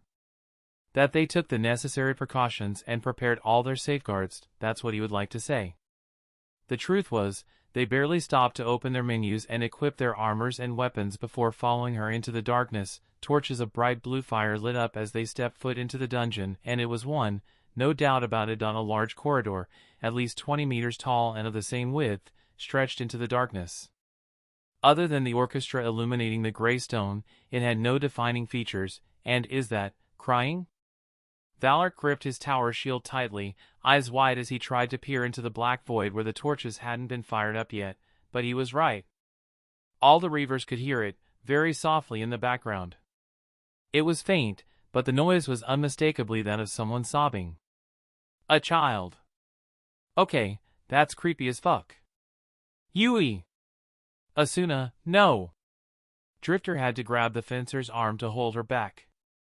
No matter how anxious they all were, dashing alone into the darkness was a fast way to get killed and nothing else. Reavers, move! Nautilus, Valork, Griselda, Kismol, up front. Agile, Wolf, Liz, watch our backs. Sinon, Kirito, take turns with searching. Watch out for traps. Let's go! They set a pace that could only be called reckless, but you tried to stop them when one of their own, a child at that, was on the line. It was Drifter could do to stop them, and himself, from just charging blindly. More torches lit up as they advanced, and the ones behind them were snuffed out, keeping the Reavers always within a cone of light, with darkness in front and behind them. Drifter didn't like it, he didn't like anything about this. Yui disappearing, her eyes glowing, and how she acted like another person when they found her, the heartbroken look she directed at them, like she knew it was the last time she would see any of the Reavers. He didn't like this endless corridor beneath the town of beginnings. He didn't like the fact it was open for anyone to stumble into it. Most of all, he didn't like the fact it wasn't considered a safe zone despite being in the middle of one. Or was beneath the first floor not considered part of it. Enemies! They had barely walked 100 meters when Sinon called out the warning. Her hands blurred and shone with a skill as 3 arrows flew through the air to intercept a long, fleshy thing that was darting towards the leading Reavers. Croak! Whatever it was, Sinon's arrows blew it apart, evoking a very loud and guttural cry of pain. The players halted momentarily as the enemy revealed itself. It was a frog. A giant green frog with orange warts all over its back, and a gaping pink mouth big enough to swallow a large dog hole, now full of red shards from where its tongue had been blasted apart by Sinon's searing steam. Drifter glanced at the mob's stats, finding it comparable to an enemy in the mid-60s floors. His eyes turned cold. Kill it. The frontliners had already started exploring the 70s floors. Any one of them, even Yuna, could take a mob like this on their own, and kill it in a matter of seconds. Kirito and Asuna dashed forward, swords glowing with sonic leap and linear. 2 lines appeared across the frog's body, and its health plummeted. Then Valor crushed it with his shield. Keep going. Find Yui. More of the mobs appeared, dozens of them, and were torn apart as soon as they showed up. The Reavers weren't interested in playing with them. Drifter's spear flicked forward, impaling a mob through the roof of the mouth before he reverted his hold and switched it to a halberd mid-downward swing, cleaving off half the face of another enemy. A change into a lance and a thrust later, and a third mob died. The frogs would be strong, even deadly, for the average player, and some of the higher-level variations would give even clearers trouble. But they were still too weak in front of elite frontliners. Paths branching up ahead. Split up? No. There's something very wrong with this place. Can't you feel it? Drifter could. Even without Kismel's warning, he wouldn't have split the guild. Ever since they had set foot in the dungeon, his instincts had been screaming at him to get out. That they weren't ready for this place yet, but they had to find Yui. Sachi, sketch a map. This dungeon isn't supposed to exist. There should be nothing this high level in the first floor. I don't trust the system anymore. He could see a map being created in his menu, a straight path through the fog. But considering all there was for the name of the dungeon were question marks, Drifter would rather be safe than sorry. Sachi enjoyed painting, especially after meeting Siba, so she always carried some canvas and tools. It wasn't perfect, but it would do. How do we know which way Yui went? Asuna's knuckles turned white from how strongly she was gripping her rapier, but she suppressed her emotions. Drifter smiled wanly at her. Yui's still safe and sound on the guild roster, not even in combat. The mobs aren't attacking her for some reason. All we have to do is keep going, and we'll find her. Thank the gods for small mercies. Asuna nodded tightly, and Drifter would have felt sorry for the mobs in their way if NLT for the fact he wanted to slaughter them just as badly. We'll keep going straight for now. Call out if you see anything out of the ordinary, no matter how small. He needn't have said that, the Reavers had done this 1,000 times. But they nodded anyway, and kept advancing. Drifter's eyes scanned the darkness ahead, and his ears strained to listen to the croaking sound that would announce more mobs approaching, but when the next attack came, they saw it from a mile away. What's that? The ominous red glow in the distance stopped all of them dead on their tracks. Only a giant arrow saying "Powerful enemy here" was missing. Boss? Yui! At first Drifter didn't get what Asuna meant. Yui and a boss were two entirely different things. Then he saw the much smaller blue glow, previously overshadowed by the red, and though the colors were all they could see, he immediately knew Asuna was right. There was just one thing to do then. Let's go! Abandoning any semblance of caution, the Reavers sprinted towards their missing member. Get out of the way! The first group of mobs they came across was torn apart, quite literally, by Drifter's reminiscence, his spear shining gold as it carved a straight path through the enemies, sending broken limbs and shredded tongues flying, and filling the air with red shards. What was left of the monsters, and a fair amount of them had died instantly to critical hits, were swiftly dispatched by Asuna's rapier and Kirito's dual swords. The closer they got, the stronger the trepidation Drifter felt was. He felt like he was trying to move underwater. Even before they saw the enemy, Drifter knew they were in way over their heads. It was the same kind of feeling he got when facing a sure death floor boss. Worse even. Kirito, Asuna. The Spearmaster licked his suddenly dry lips, catching the attention of two of his oldest friends. When we get there, take Yui and go. We'll stall it. Drifter, just do it. You can feel it too, right? We can't fight properly if we were worried about her. Asuna bit her lips hard enough. Drifter was afraid she would hurt herself. Pain may not be activated under the 50th floor, but this dungeon didn't count. He just knew it. Drifter's right. Take your girl and book it. We'll take care of the rest. Agile tried for a light-hearted tone, but didn't quite manage it. And before the couple could respond, they were there. Drifter sucked in a sharp breath of air when the torches in this section of the corridor flared to life and he finally caught sight of the enemy. It was the Grim Reaper, no other description fit. A gigantic cloaked figure, about 7 meters tall, with the top of its head nearly brushing the ceiling as it floated a couple meters above the ground. Whenever its head shifted, glimpses of a skeletal visage could be seen, and, of course, it was carrying the biggest scythe the Spearmaster had ever seen, the wickedly sharp curved blade at least the size of two of him put on top of each other. He was almost afraid to look above the monster's head. Forget the ominous red glow around it, the cursor over it was of a red so deep it was almost black, fatal scythe. What an accurate, and yet entirely inadequate denominator. Drifter would have more thoughts on the matter if his attention wasn't immediately redirected to the two absolutely tiny, in comparison, figures facing the boss. Well, one of them was facing it anyway. Yui stood protectively in front of another small girl who was curled up in fetal position on the ground, seemingly unconscious. Both of them were glowing blue, though Yui's light was much stronger. The half of the girl's face that Drifter could see was covered in lavender hair, her eyes tightly closed and brows furrowed, like she was experiencing a nightmare. She couldn't be any older than Yui, and speaking of Reaver's Requiem's little fairy Yui. Yui glanced over her shoulder, eyes brimming with tears, and despite the situation, Drifter felt his heart soaring. Their little girl was back to being who she was, not the emotionless drone from before, now to keep it that way, and get everyone out alive. Kirito, Asuna, get her out. The other one too. Drifter had no idea who the unconscious little girl was, but he wasn't about to leave a child behind, even if it wasn't obvious Yui was protecting her. His spear glowed red as he prepared a rage spike to put himself between Yui and the boss. Ugh! He then groaned uncomfortably when he was forced to cancel the skillman activation, always a jarring feeling, when Yui stepped in his way. Uncle Drifter, no! Shaking off the cooldown paralysis, the Spearmaster briefly glanced at Yui before his gaze snapped back to the fatal scythe. It wasn't attacking them. Actually, it hadn't moved at all, empty eye socket staring at Yui and the other girl, and not even acknowledging the player's existence. Normally Drifter would be offended, but in this case he was glad. The Reaper-like boss was far stronger than anything they had ever fought before, strong enough the broken spear couldn't see a path to victory against it.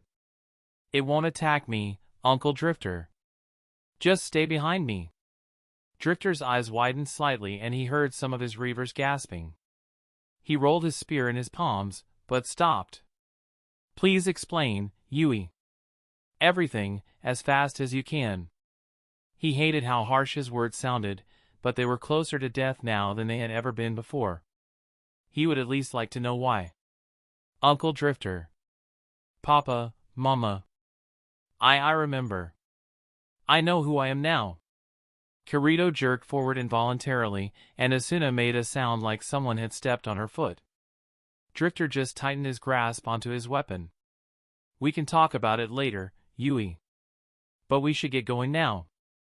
His eyes never left the hovering boss, but he suddenly felt remarkably calmed. It wasn't because he fully trusted that it wouldn't attack like Yui said. But for the first time since Kirito came up to him in the plaza and said his daughter had disappeared, they finally could slow down and think. I can't leave, Uncle Drifter. And just like that, his heart was back on his throat. He worried at his bottom lip, but it was Asuna who spoke. Why not, Yui? Please, please come with us. I just need you to be safe. Large tears streamed from Yui's eyes, breaking into tiny shards as they fell to the ground. But the little girl shook her head, spreading her arms to once more block the fatal scythe's path. I can't, Mama. I have to protect her. She is so hurt. She was calling me. Who is she, Yui? Yui didn't even pause to think before answering. My sister. That's the end of this tale for now. We've caught up to the story, so it will take a while for the next upload. Thank you for watching, and with that being said, peace.